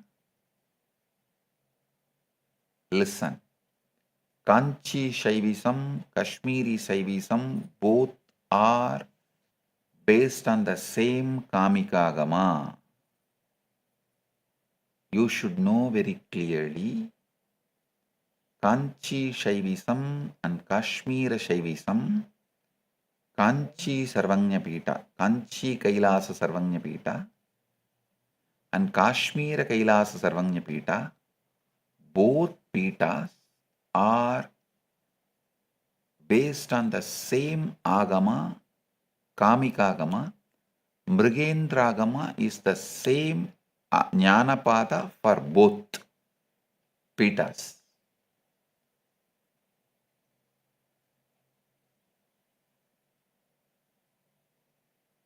So listen, what Paramashiva revealed in Kailasa to Vasugupta, the great Kashmir Shaivacharya. Sarvandar Vyapino Devaha Sankaraha Shakti Mishritaha Swatmayam Spandade Nityam Abhasa Shakti Rupadaha. Lord Shankara, who is all-pervading and united with his divine power, pulsates eternally in the form of his own self, manifesting as radiant energy. So understand, you are not just a passive observer of reality, you are an active creator.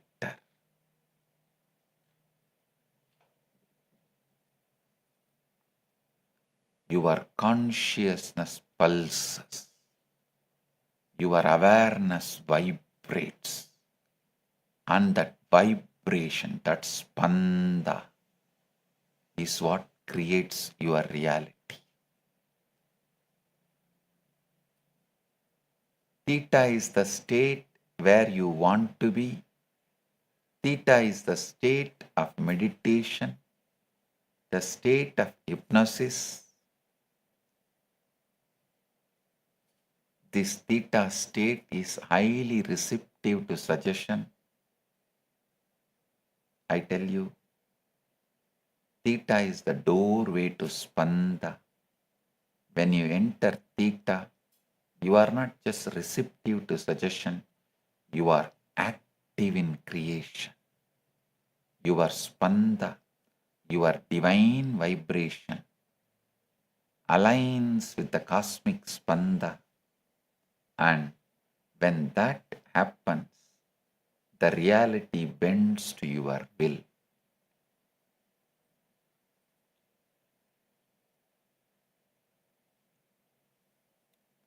Small story. Mullah Nasruddin's son was studying homework and asked his father, "Dad, what is a monologue?" Said Nasruddin, "A monologue is a conversation being carried on by your mother with me."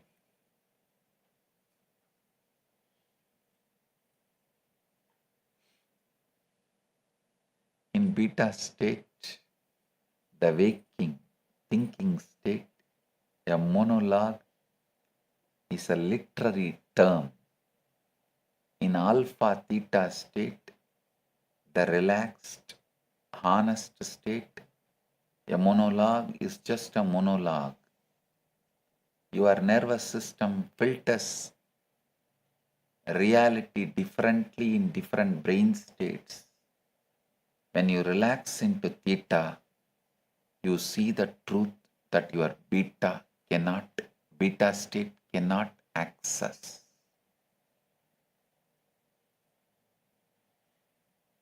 I am now going to reveal the exact technique you can do to re-imprint your nervous system in the night. Record a reality you want to manifest. But when you record, you should tell it from the state that it has already happened. describe it in vivid details. Relax completely. Feel the wish fulfilled. Listen again once you wake up in the morning, and throughout the day, audit your input. Speak affirmations aloud. Ask power questions. I tell you, this is sadhana. This is spiritual practice. You practice the re-imprinting. You detach from the old identity. You let go of the fossilized self-image. But I am telling you, another important factor, when you do this with the Guru is the one who holds the space for your re-imprinting.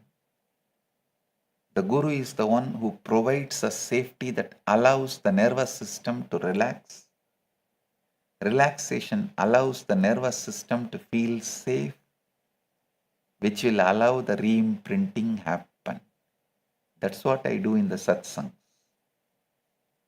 Put you into that ultimate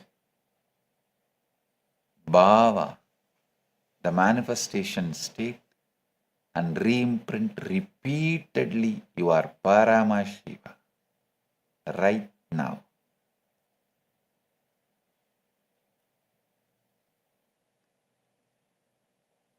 Actually, the science is finally trying to catch up. It is beginning to catch up with Agamas. A 2025 paper published in AIP Advances proposes that consciousness is not an emergent property of neural process, but a foundational aspect of reality. Listen, till 2025, science was repeatedly telling consciousness is an emergent property of neural process. But now, they are beginning to catch up. No, consciousness is not an emergent property of neural process, but a functional aspect of reality.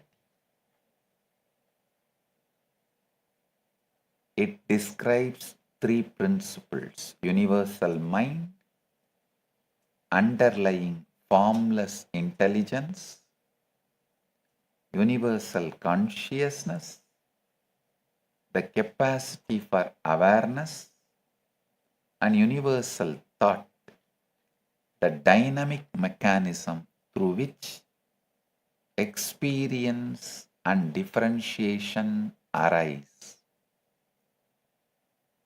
The emergence of individual awareness occurs via mechanisms such as symmetry breaking, quantum fluctuations, and discrete state selection.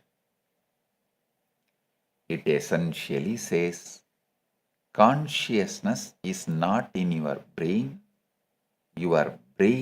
is in consciousness. Your nervous system is not producing awareness, it is filtering awareness. This is exactly what the Mrihendragama describes. The buddhi faces towards the self, which is pure consciousness, and it faces towards the material nature. Your antakarana is the tuner. When it is tuned correctly, you receive the full conscious field.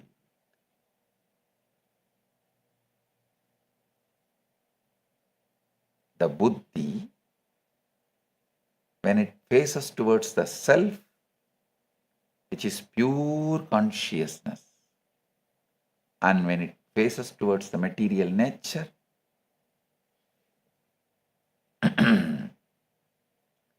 it becomes the polluted jiva. Your antakarana is the tuner. When it is tuned correctly, you receive the full consciousness field. When it is mistuned, imprinted with fear, limitation, trauma, you receive only fraction of a field. And you call that fraction reality. Re-imprint your inner instrument and retune your receiver. Suddenly the whole field becomes available to you.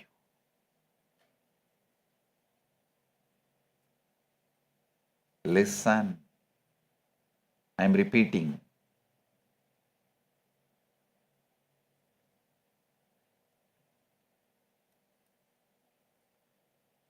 Your antakarana is the tuner.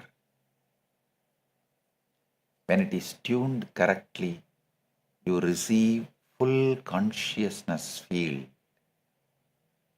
When it is mistuned, imprinted with fear, limitation, trauma, you receive only a fraction of a field, fraction of the field, and you call that fraction reality.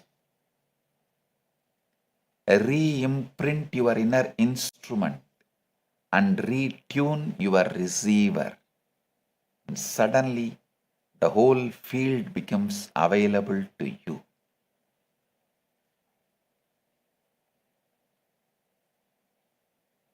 Let me tell you a story from Yoga Vasishta, the story of Shatarudra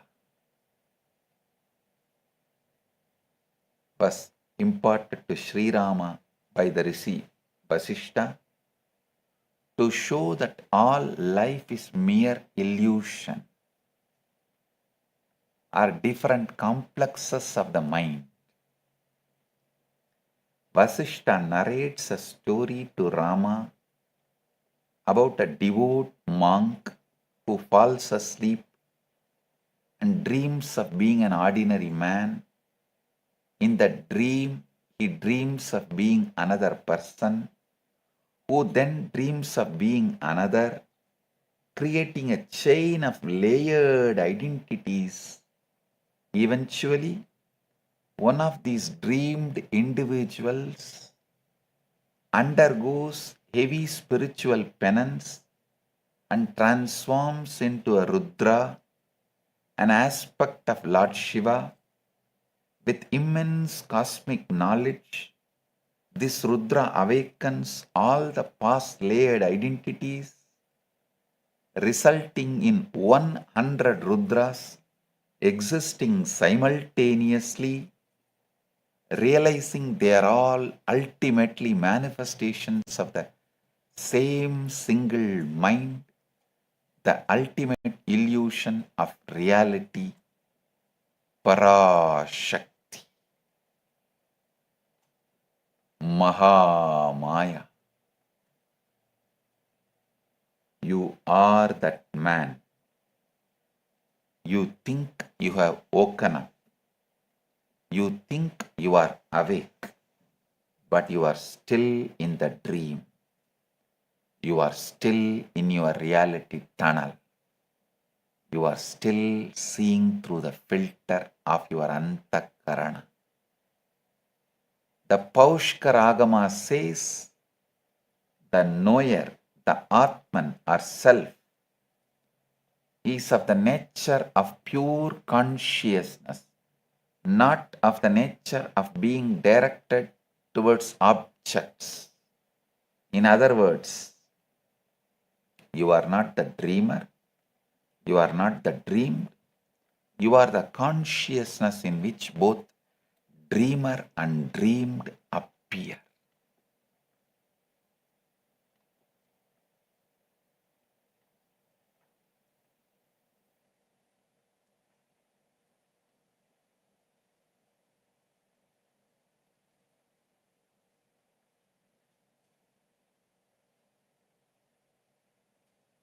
A small story. A friend notices that old mullah and his wife, all dressed in a grand and enjoying a dinner. You look mighty dressed up, mullah. The friend said to Mullah Nasruddin, "What is going on? Something special?" "Yes," said the mullah. "I am celebrating tonight with my wife in honor of 7 years of perfect married happiness." 7 years of married happiness? I think that is wonderful. The friend said, "I think it is pretty good myself. 7 years of happiness out of the 70 years of marriage," said Nasruddin.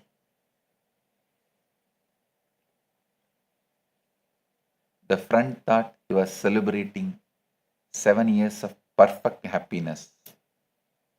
The mullah knew the truth. It was only 1 year out of 70 that was perfect. But he was still celebrating. That is your reality tunnel. You celebrate your awakening without realizing you are still dreaming. You celebrate your success without realizing you are still trapped in limitation. In the true awakening comes when you stop celebrating the dream and start waking up from it.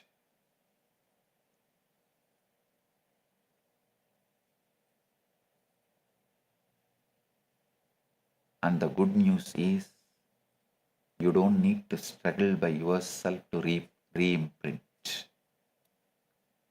Listen. In the presence of the Guru, your whole nervous system can simply be re-imprinted through Diksha. Guru Gita declares, Guru Brahma, Guru Vishnu, Guru Devo Maheshwara, Guru Sakshat Param Brahma, Tasmai Sri Gurave Namah. Guru is Brahma, Guru is Vishnu, Guru is Lord Maheshwara, Guru is verily the supreme reality. Prostrations to that Guru. The Guru is the one who shatters your reality tunnel, wake you up to the truth that the possibility is all around you. You are struggling because your inner instrument cannot see it. The Guru is the one who wakes you up just at the right moment so you can catch the dreamlike insight. The Guru is the one who says, you are not limited Purusha, you are Paramashiva. Mam eva smaran nityam, mam eva smaran sada, sukhenaiva param sthanam prapnodina samsayaha. If you think of nothing else but me, you will reach the highest state of realization. Thus, focus one-pointedly on merging with the Guru.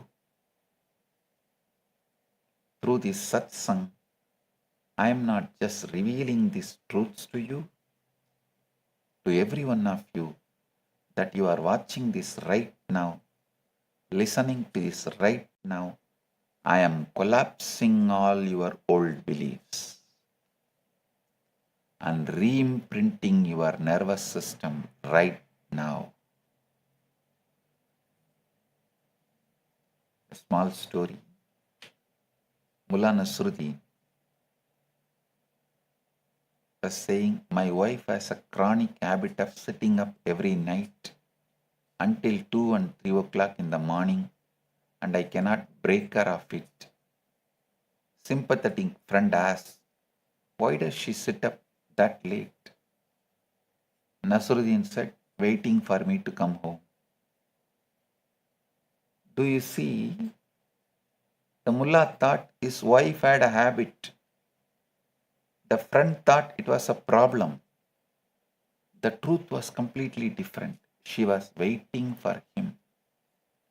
His reality tunnel was wife as a problem. The truth was, I am the problem. The Guru does the same thing. He does not tell you what you think you need to hear. He tells you the truth that shatters your illusion. I am not telling you the truths you want to hear. I am not telling you the words that you want to hear. I am telling you the truth that shatters your illusion.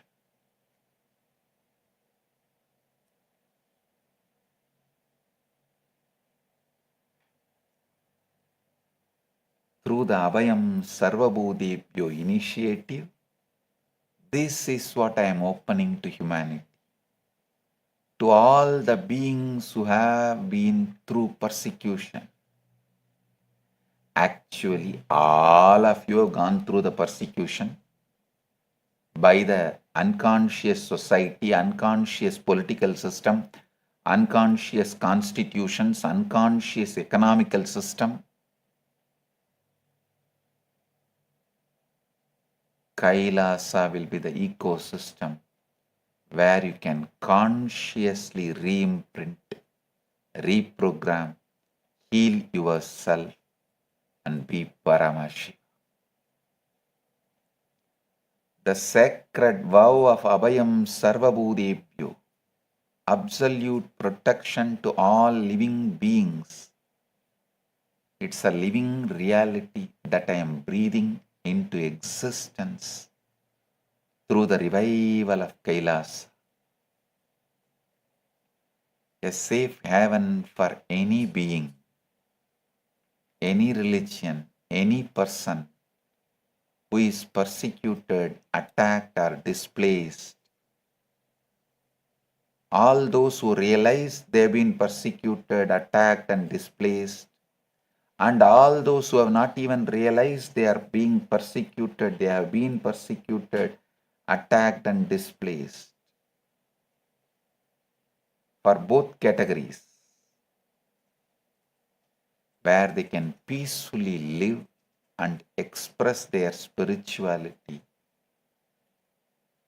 enlightened consciousness, enlightened arts, enlightened culture, enlightened lifestyle, enlightened civilization, free from denigration, interference, and violence. This is the Abhayam Sarvabhutebhyo in action. Protection to all beings. I am opening the doors of Kailasa wide for the Hindus who cannot get enlightened freely, for the seekers who are silenced and put in the endless distraction in the name of working for the basic needs and survival needs. I know how many real sincere seekers forced into this survival mode, that victims of economic terrorism, poverty is forced on them, so they are forced to work for their survival, losing all seeking. And finally they lose even the memory once they had a seeking.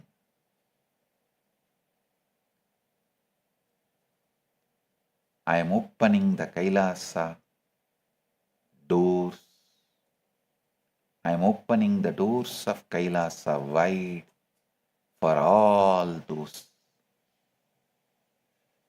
seekers who are put in the endless distractions and their seeking was silenced. For the refugee who has no home, for any being who is not having a place to live, Kailasa is your home. Kailasa is your refuge. Kailasa is your nation. This is my sacred vow. This is the vow I have taken for the sake of all humanities. Join me. Join Kailasa.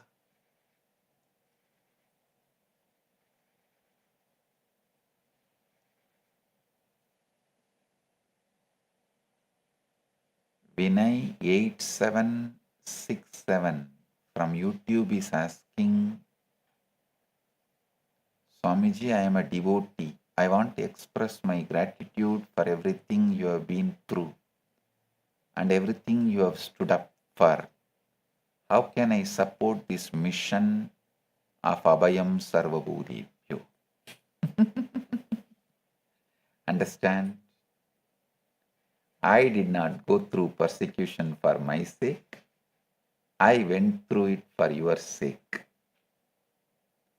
For the sake of every Hindu who cannot practice Dharma freely. For the sake of every persecuted individual who needs a home. You see, I created a nation. I created the nation so that the world's millions need not be nationless. Listen. Actually, those persecuted me were persecuting you guys, Hindus, because I was standing in the front for all of you. They persecuted me. They were not eyeing at my head, they were eyeing at your head, because I was sticking my neck out for all you to protect all your heads. They were trying to attack me. They were persecuting me. So I endured assassination attempts so that you would not have to fear assassination for being a Hindu. I endured 120 false cases and heavy lawfare so that you would not have to fear lawfare for being a Hindu. I endured 17,000 hours of hate speech, hate propaganda, so that you don't have to face the hate for being Hindu. If you just turn the pages of history and see, you will realize the whole climate of Hinduism at that point in time. 5,000 sadhus were murdered in a single day. All the gurus were targeted and being eliminated just in the last 84 years. There has been 300 gurus, Hindu gurus, who were either mob lynched, assassinated or murdered through the relentless lawfare.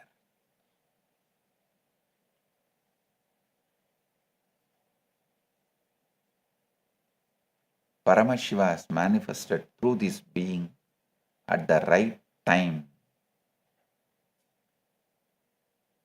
1978. Even 1979 would have been too late.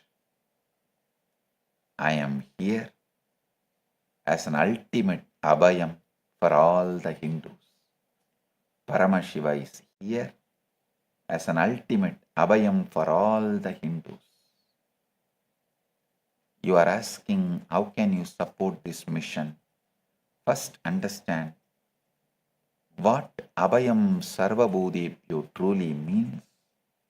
Understand that it is not just a word, it's a vow, it's a divine promise. Second, embody Abhayam Sarvabhutebhyo in your own life. Enrich others. Protect the persecuted. Stand up for those who cannot stand up for themselves.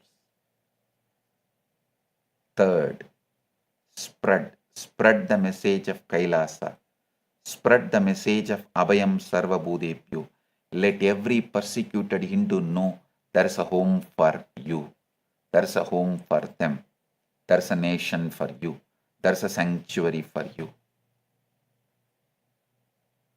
Even if you are not eating in the place where Annadanam is happening, even if you tell those who need food, who are starving, who need annadanam, even if you tell them, that punya will come to you and protect you. Like Karna did not do annadanam his whole life. He did all other danams. So when he went to Swarga, he had hunger. He asked, what is this? I am feeling hunger in Swarga. They said, you did not do annadana. That is why you are having hunger. Then Karna asks, what is the solution? Then Narada says, don't worry. You put the pointing finger on your mouth, your hunger will disappear. Karna did it and hunger disappeared. Karna asked Narada, how is it possible? How it happened? Narada said, once someone was hungry, you showed him a place where Annadan happens, and he went and ate and his hunger got settled. He was healed from the hunger, because hunger is a roga. So he was healed from hunger. So that punya is there in your pointing finger. So put that in your mouth. Your hunger will disappear. So listen. Show to people, enrich people, spread this word for those who need refuge. If you need, come and settle down in Kailasa and share, enrich, reach out to everyone who needs Abhayam. That's the best way you can support this mission of Abhayam Sarvabhutebhyo. There's one more question. Same Vinay 8767 is asking, dear Swamiji, you went through so much persecution, assassination attempts, false cases, and so much more. How can you still open Kailasa for others? Why did not Swamiji give up? Because I will not give up. You are asking why Swamiji did not give up? Because I will not give up. If I give up, who will stand for the 2 billion Hindus? The seekers of enlightenment. You see, the question comes from the human mind. The human mind says, I was hurt, so I will hurt back. I was persecuted, so I will persecute. I was denied refuge, so I will deny refuge to others. No. But Paramashiva does not manifest like that. He does not think like human mind. Paramashiva thinks as the cosmos, like the cosmos. He is cosmos. So he thinks like cosmos. When I was unlawfully detained for 53 days without even evidence, I did not think I will create a prison for others. I thought I will create a nation where no one will be unlawfully detained. When they filed false cases, I did not think I'll create a court to falsely accuse others. I thought I'll create a justice system based on dharma, which cannot be used for lawfare, which cannot be used to do lawfare. You see, persecution does not define you. Your response to persecution defines you. The persecution I went through does not define me. My response to that persecution defines me. The one who gives Abhayam, absolute protection, must be himself fearless, not because he has not suffered, but because he has transcended suffering and fears. That is the truth. They try to destroy me. They only succeeded in making me stronger. They actually valorized me. Through Kailasa, I am giving what they tried to take away from me: refuge, sanctuary, sovereignty to millions. Abhayam Sarvabhutebhyo. Celestine08 posted a question in YouTube. Swamiji, what is the relationship between Abhayam and conscious sovereignty? This is the deepest question of all. You see, in Sanatana Hindu Dharma, the concept of giving Abhaya is not merely giving a land to an individual. It is about empowering individuals to reclaim their conscious sovereignty. Listen, Rama did not give just Lanka to Vibhishana, he gave his Atma Murti Ranganatha to Vibhishana.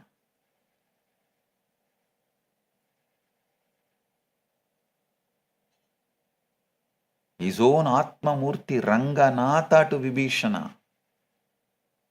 So it is not just merely giving Lanka the land, kingdom. It is giving conscious sovereignty, the whole enlightenment. You see, in Sanatana Hindu Dharma, the concept of giving Abhaya is not merely giving land to an individual. It is about empowering individuals to reclaim their conscious sovereignty. What does that mean? It means you are not a refugee. You are a sovereign being. You have simply forgotten your home. You have simply forgotten your true nature. You have simply forgotten that you are Paramashiva.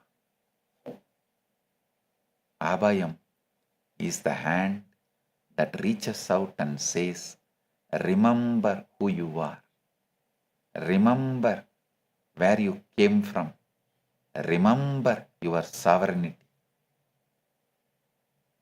So I am creating Kailasa not just a safe haven, also an enlightened haven. I am not just going to give you safe place and safe home and the safe nation. I am going to give you conscious sovereignty, ultimate safety, the enlightenment.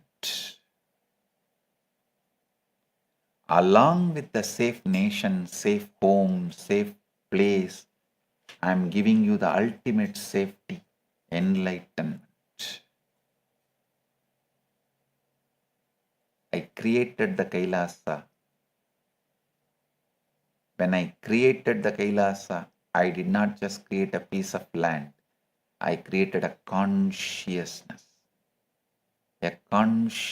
sovereignty, a consciousness of sovereignty.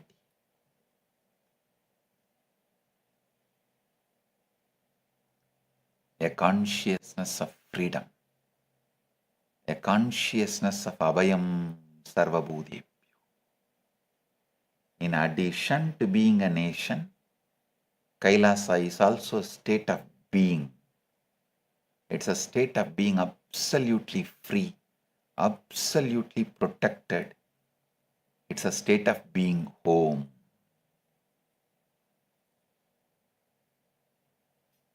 And that state is available to everyone, regardless of gender, race, religion, creed, nationality, because consciousness does not discriminate. Paramashiva does not discriminate. Abhayam Sarvabhutebhyo does not discriminate. So when you seek refuge in Kailasa, you are not just seeking physical safety, You are reclaiming your conscious sovereignty. You are remembering who you truly are. You are coming home.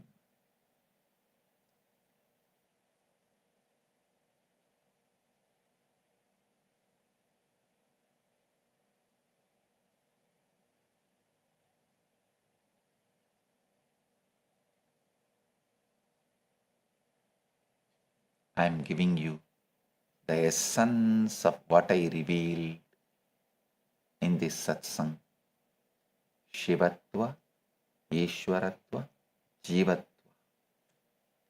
You are the being who has forgotten your Paramashivatva and fell into Kanjugas. All you need to do is wake up and play your life with absolute lordship as a Leela. Your reality is not what is. It is what your antakarana, your manas, buddhi and ahankara allows you to perceive. Change the inner instrument, you will change the world. Means a filter. The reality tunnel is just a dream.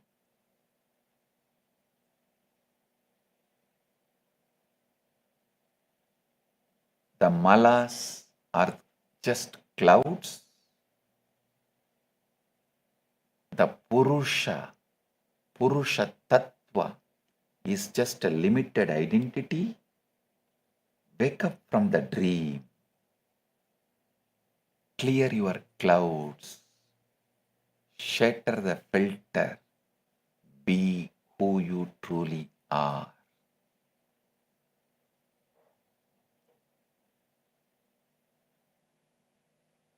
The Paushkara Agama says, the knower, the Atman or self, is of the nature of pure consciousness, not of the nature of being directed toward objects. You are not the one who is filtered. You are the consciousness that sees the filter. The Spandakarika says, the pure nature of Him from whom this universe comes into existence is not abstracted anywhere. You are that pure nature. Nothing abstracts you except your own inner instrument. The Guru Gita says, if you think of nothing else but me, you will easily reach the highest state of realization. Think of the Guru, merge with the Guru, become the Guru. With this deep love of oneness, you are Paramashiva, I am Paramashiva. We both put together are part of Paramashiva. I initiate all of you into this truth.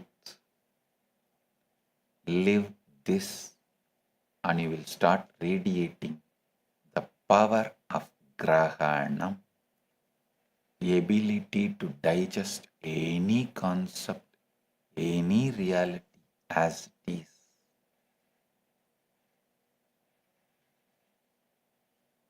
Today, I have two great digital gifts from Mahakailas for all of you.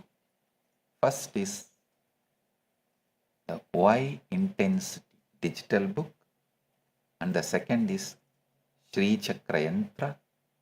Receive it and enjoy it. Blessings to everyone. Be blissful.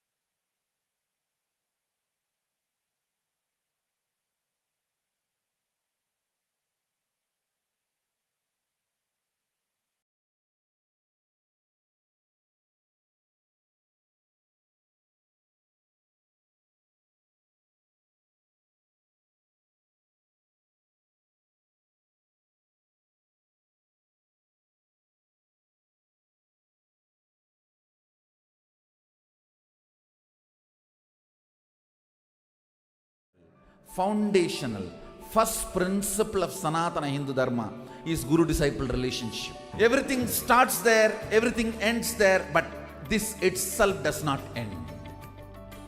Guru Purnima Day is such an auspicious day. Whatever incompletion, impossibility, no patterns you carry, drop all that today. Offer all that to me, I'll burn them away. And take up the possibility as a lifestyle. Become part of the Sangha. Live Advaita.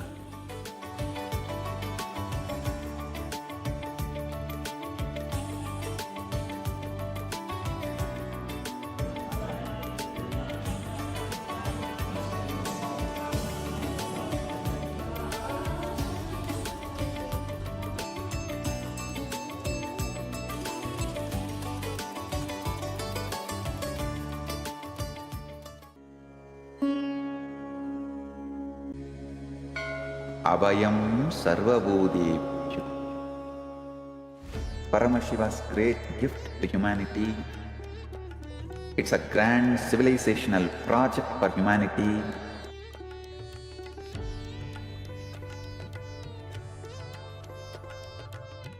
On Guru Purnima Day, the official integrating people means officially accepting them into the campuses, Kailasa, will begin. This is the single most powerful declaration in the whole Sanatana Hindu Dharma. The entire body of Sanatana Hindu Dharma, Sannyas Sampradaya, when they take sannyas, they drop everything of this world and declare Abhayam Sarvabhutebhyo, means I give Abhaya, protection to all beings. I am opening the doors of Kailasa to whole humanity. Anyone from any race, culture, creed, seeking refuge are welcome to Kailasa.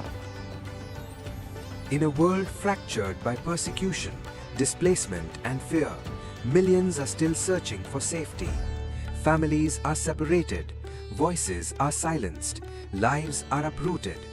But refuge can still be offered. Dignity can still be restored. I declare Abhayam Sarvabhutebhyo. Abhayam Sarvabhutebhyo. Abhayam Sarvabhutebhyo. I offer Abhaya, protection to all beings, refugee to every persecuted soul, every human being cast out because of their faith, their identity, their voice. I open the doors of Kailasa for all of you. You only need the courage to seek refuge and Kailasa will answer. Come, the doors are open. You are seen. You are protected. Welcome home. You are home. Understand? I can see clearly. Paramashiva made it happen. Paramashiva has made it happen. Join this sacred humanitarian mission. Sign up now and help build refuge for those who need it most. What if I told you there's an AI that was trained on knowledge that is thousands of years old? Not scraped from the internet, not generated by another AI, but real, ancient human wisdom, digitized for the very first time. We're talking about 20 million source texts, 2 petabytes of curated knowledge, over 60,000 people who helped make it happen. And at the center of all of this is one person whose life's work made it possible. Today, we're talking about Ask Nithyananda AI, and why this might be one of the most important AI projects happening right now. Stay with me, because this one is different.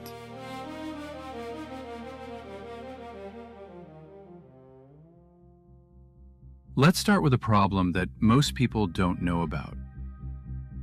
The biggest AI companies in the world, OpenAI, Google, Meta, they're all hitting a wall. The industry actually calls it the data wall. They've basically run out of good, fresh, high-quality text on the internet. And nobody knows where the next source of real knowledge is going to come from. That's where Ask Nithyananda AI comes in.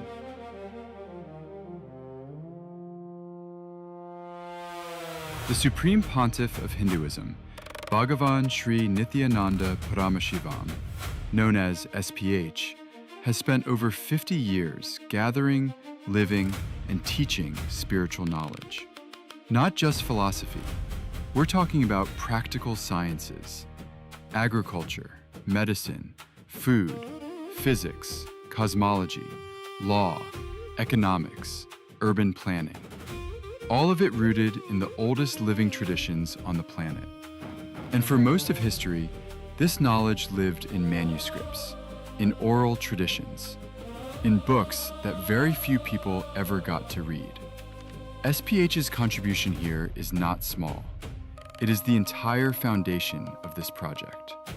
His teachings, over 200,000 hours of recorded discourses, his books, his courses, his spiritual programs delivered across the world, the knowledge he received through his guru lineage, and his own realizations. All of this became the backbone of what Ask Nithyananda AI is today. Without SPH, there is no Nithyananda AI. Simple as that. Now here's what makes the scale of this hard to fully wrap your head around. Over 60,000 contributors worked together to collect ancient sources. They preserved manuscripts. They digitized scriptures. They organized traditional sciences into searchable knowledge repositories. The result?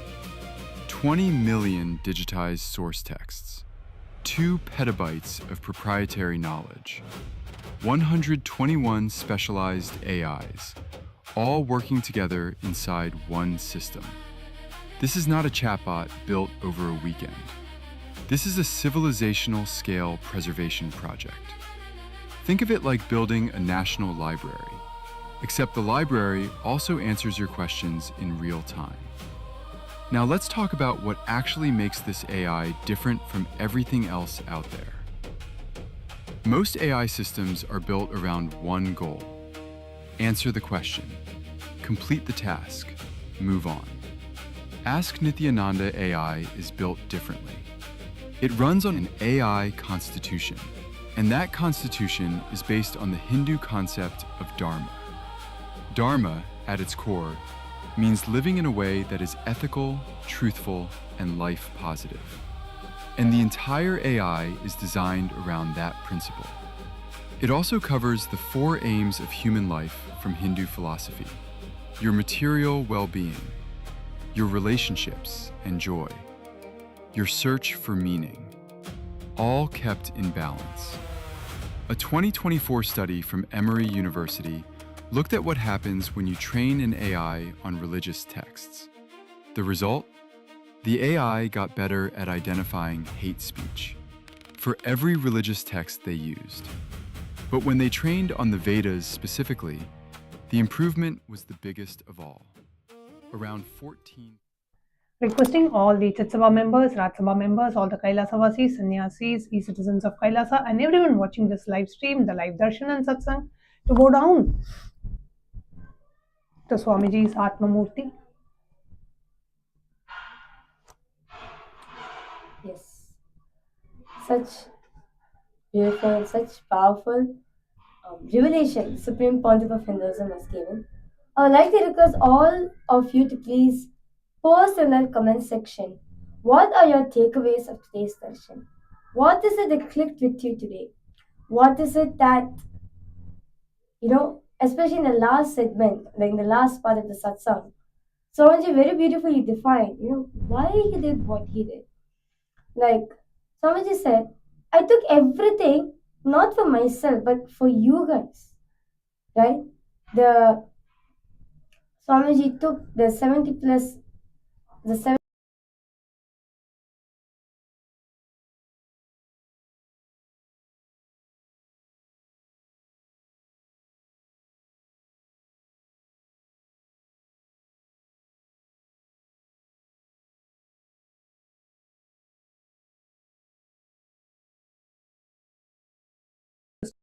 statelessness. He was forced into all these illegal lawfare and illegal cases, malicious prosecution, and so many hours and hours of hate speech, character assassination, body shaming, and whatnot.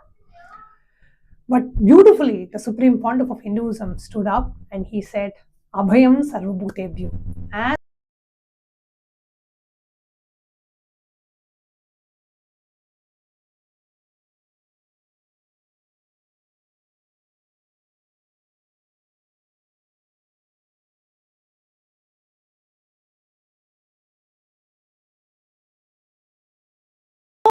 all the beings on this planet, he says that anybody who's looking for a home,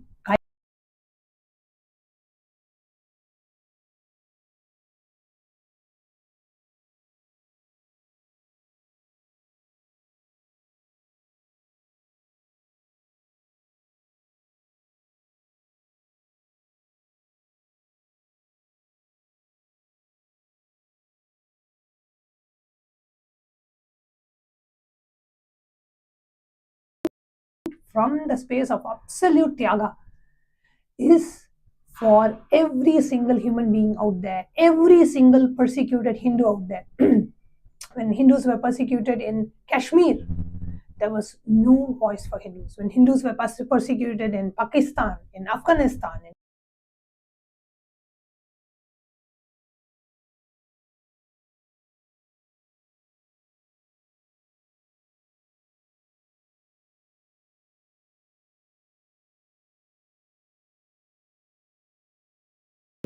Bangladesh. But today, the Supreme Pontiff of Hinduism has opened the doors of Kailasa for any persecuted Hindu, for the 2 billion Hindus that are out there. If you feel you are living in a place where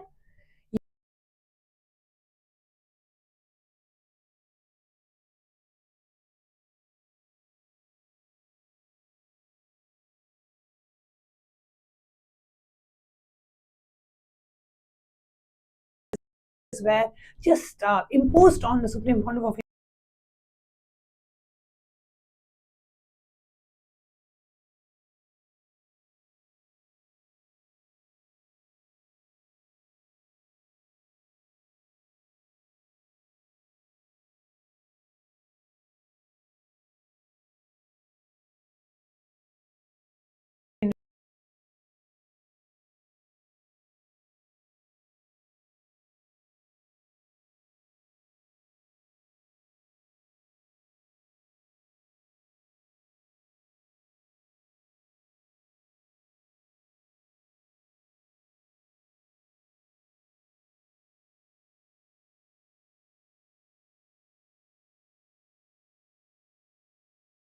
heaven, but ultimately is giving you an enlightened heaven itself, where you become Paramashiva.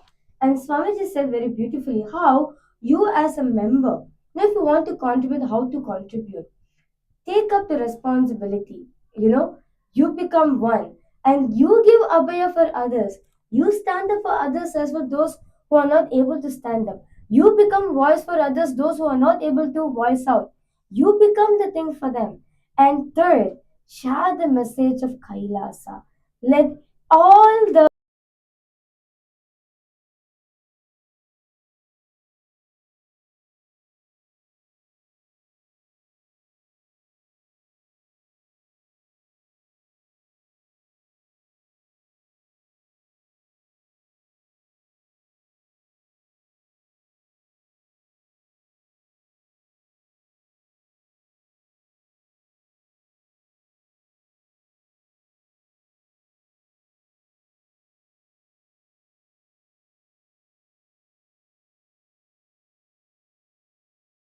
Kailasa.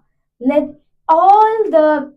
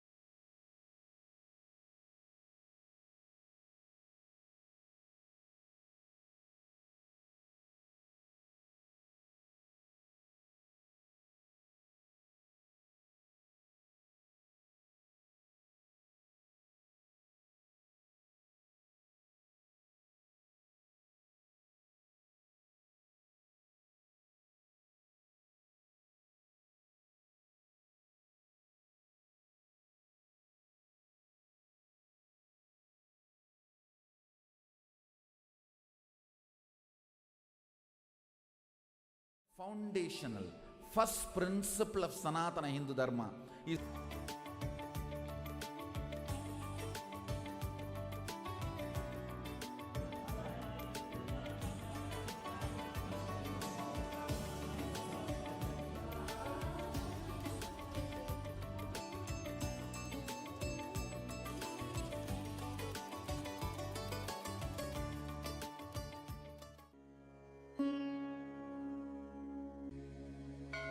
Abhayam Sarvabhutebhyo.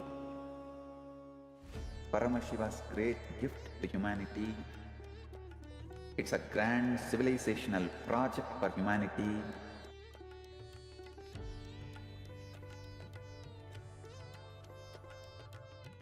On Guru Purnima Day, the official integrating people means officially accepting them into the campuses, Kailasa, will begin.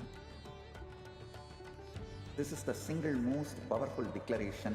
Abhayam Sarvabhutebhyo means I give Abhaya, protection to all beings. I am opening the doors of Are separated, voices are silenced, lives are uprooted. But refuge can still be offered, dignity can still be restored. I declare Abhayam Sarvabhutebhyo. Abhayam Sarvabhutebhyo. Abhayam Sarvabhutebhyo. I offer Abhaya, protection to all beings, refugee to every persecuted soul, every human being cast out because of their faith, their identity, their voice. I open the doors of Kailasa for all of you. You only need the courage to seek refuge and Kailasa will answer. Come, the doors are open, you are seen, you are protected. Welcome home, you are home. Understand, I can see clearly. Paramashiva made it happen.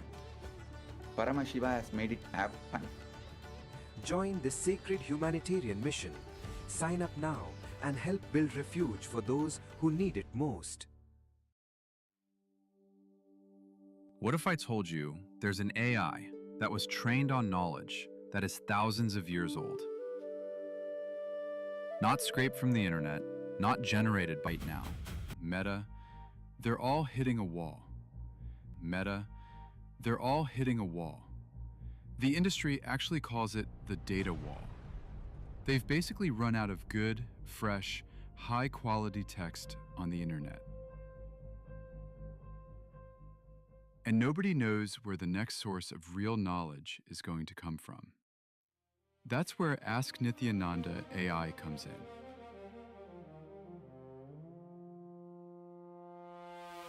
The Supreme Pontiff of Hinduism, Bhagavan Sri Nithyananda Paramashhivam, known as SPH Paramashhivam, known as SPH, has spent over 50 years gathering, living, and teaching spiritual knowledge.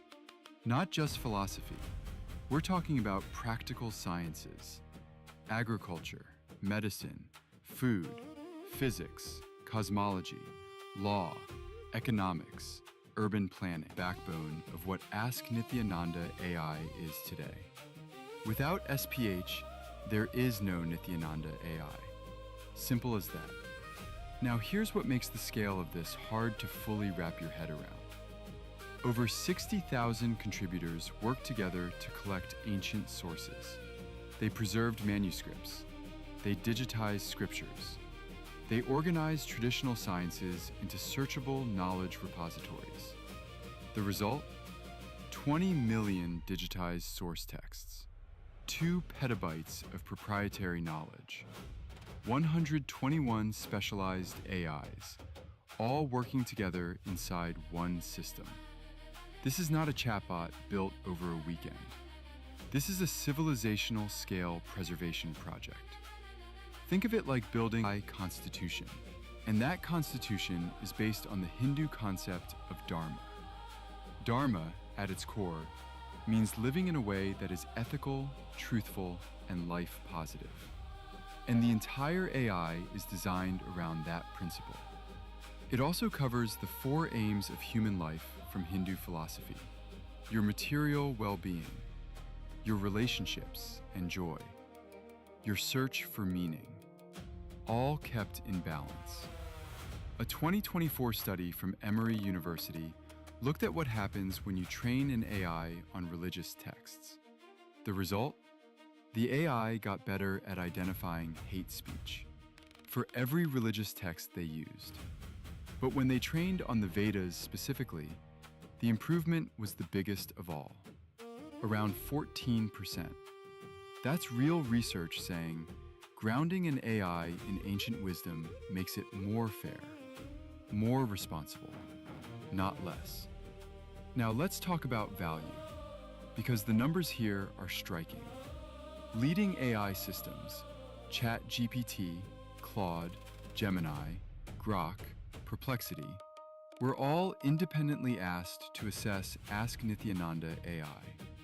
They looked at architecture, knowledge assets, societal impact, and future potential. The commercial valuation came in between $20 million and $500 million. The total social and economic value, between $1,300 and $20,000 per year. These are not marketing numbers. These came from independent AI assessments. So what can you actually do with Ask Nithyananda AI? You can ask it questions about health, relationships, purpose, and daily life, and get answers rooted in thousands of years of tested wisdom. You can explore ancient sciences that were never available in digital form before. You can access the kind of depth that simply doesn't exist anywhere else on the internet. This is what preservation looks like in the 21st century. We are living in a moment where ancient knowledge could disappear forever, or it could be saved and made more accessible than ever before.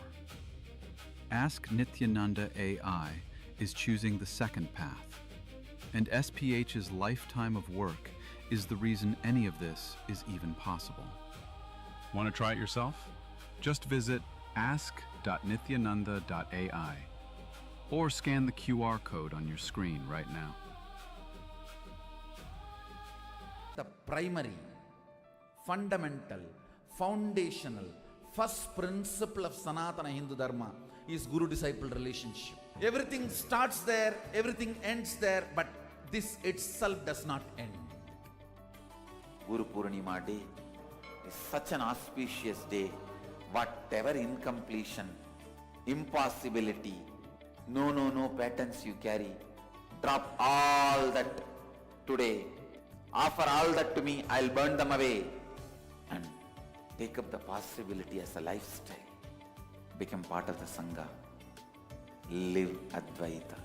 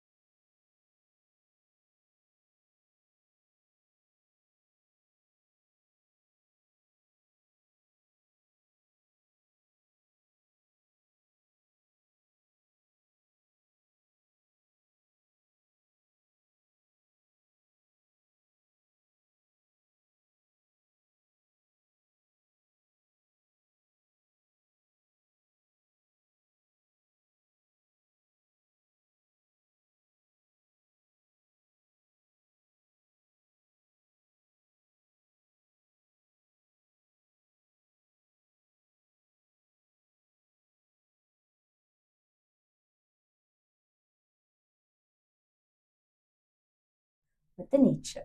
Suddenly, Raghupati Yogi moved Swamiji's hand, and immediately the boulder in front of Swamiji started rolling down. Seeing that, Swamiji's like, hey, what happened? What happened? And Raghupati Yogi just stopped Swamiji's hand, and the boulder also stopped. Since then, Swamiji very beautifully says, that is the first matter which responded to my command. Today, millions of devotees, millions of followers all around the world, just by one wave of Swamiji's hand, many of them experience the Kundalini Shakti, Kundalini awakening in them. So with that said, we are entering into a round of power manifestation. So request all of you now to please place your Atma Lingas on your hand. Okay? You're going to please ensure you completely be connecting to Swamiji in the space of oneness. Let's all sit with your head, neck and spine in a straight line. Remember Swamiji in your third eye.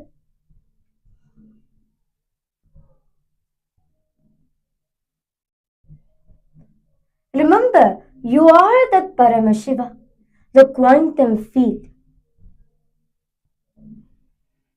Now, let's all start chanting the Mahavakya intensely.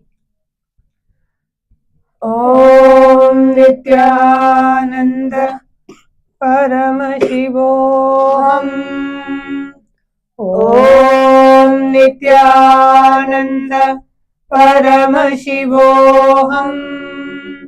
Om Nityananda Paramashivoham. Om Nityananda Paramashivoham. Om Nityananda Paramashivoham. Om Nityananda Paramashivoham.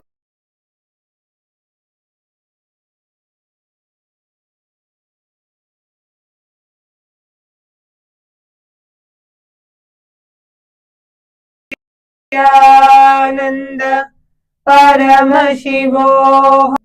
Om Nityananda Paramashivoham. Om Nityananda Paramashivoham. Om Nityananda Paramashivoham. Om Nityananda Paramashivoham. Om Nityananda Paramashivoham. Om Nityananda Paramashivoham. Om Nityananda Paramashivoham. Om Nityananda Paramashivoham. You can ask it to actually stand in your hand, to actually stand up. So, because all the participants, please Go ahead and post your power manifestation experiences. And upcoming next, we have the 29th of July. We have the most auspicious and sacred Guru Purnima celebrations, and the next season of PSS starting on the 1st of August till the 1st of September. You can register yourself by visiting ecitizen.info/PSS. And we also invite all the viewers to widely share and enrich the world about the Abhayam Sarvabhutebhyo initiative, the Refugee for All. It is a process where not just excuse me, not just for refugees, but even for people who are homeless, people who are looking for a safe place to live, and persecuted Hindus all over the world. They can apply at kailasa.ai/UANHCR. So with that, we come to the conclusion of today's segment. We will be concluding the segment offering our deepest respect and gratitude at the divine lotus feet of Swamiji by chanting the Purna Mantra. Om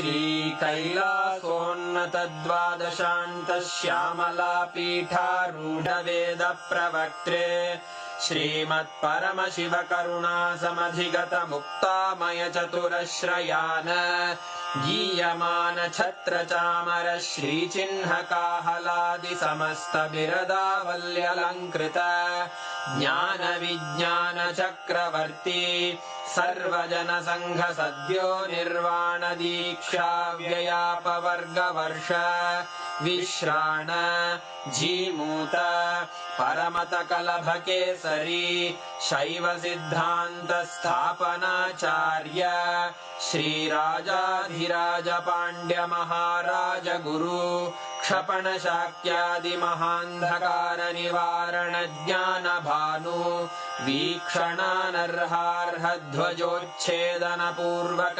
श्रीमद्वृषभध्वजस्थापक शैवसमयकर्त्रे सर्वज्ञपीठारूढ श्रीजगद्गुरु श्रीज्ञानसम्बन्धदेशिकस्वामि वागीशसुन्दरमाणिक्यवाचकस्वामिनाम् अवतारभूत श्रीज्ञानसम्बन्धस्वामि पुनरुद्धृत श्यामलापीठ सर्वज्ञपीठ त्रिनवत्युत्तरद्विशततम गुरुमहासन्निधान अरुणगिरियोगीश्वर परम्परागत अरुणाचल सर्वज्ञपीठ गुरुमहासन्निधान कैलास परम्परागत काञ्ची कैलास सर्वज्ञपीठ त्रयस्त्रिंशदुत्तरद्विशततम गुरुमहासन्निधान नित्योत्सव नित्यमङ्गल नित्यकल्याण नित्यरजित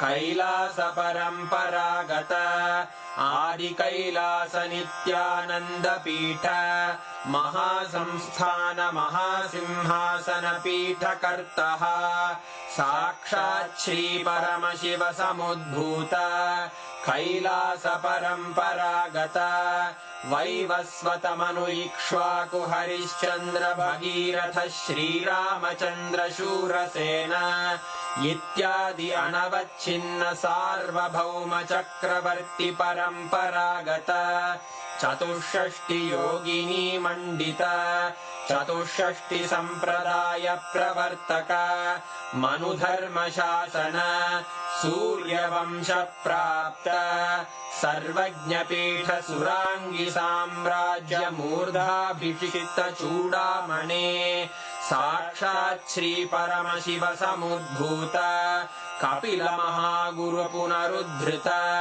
महानिर्वाणिपीठ अष्टोत्तर सहस्र श्री महामण्डलेश्वर साक्षात् श्री परमशिव सिंहासनाभिषिक्त समस्त गणनायक श्री महागणपति समारंभ अनवच्छिन्न पिगपुर स्वर्णपीठ त्रयोविंश गुरु महासन्निधान कैलास परम्परागत आदिपीठ सर्वज्ञपीठ जगद्गुरो श्री कैलास पुनरुद्धारक श्री कैलास परमाचार्य श्रीमत्परमहंस परिव्राजकाचार्य वर्य सच्चिदानंद प्रणव स्वरूप श्रोत्रिय ब्रह्मनिष्ठ श्रीमज्जगद्गुरु श्रील श्री भगवच्छ्री नित्यानंद परमशिव श्री ज्ञान संबंध देशिक परमाचार्य स्वामिन् अत्रागत्य परिपाल्य च अस्मान्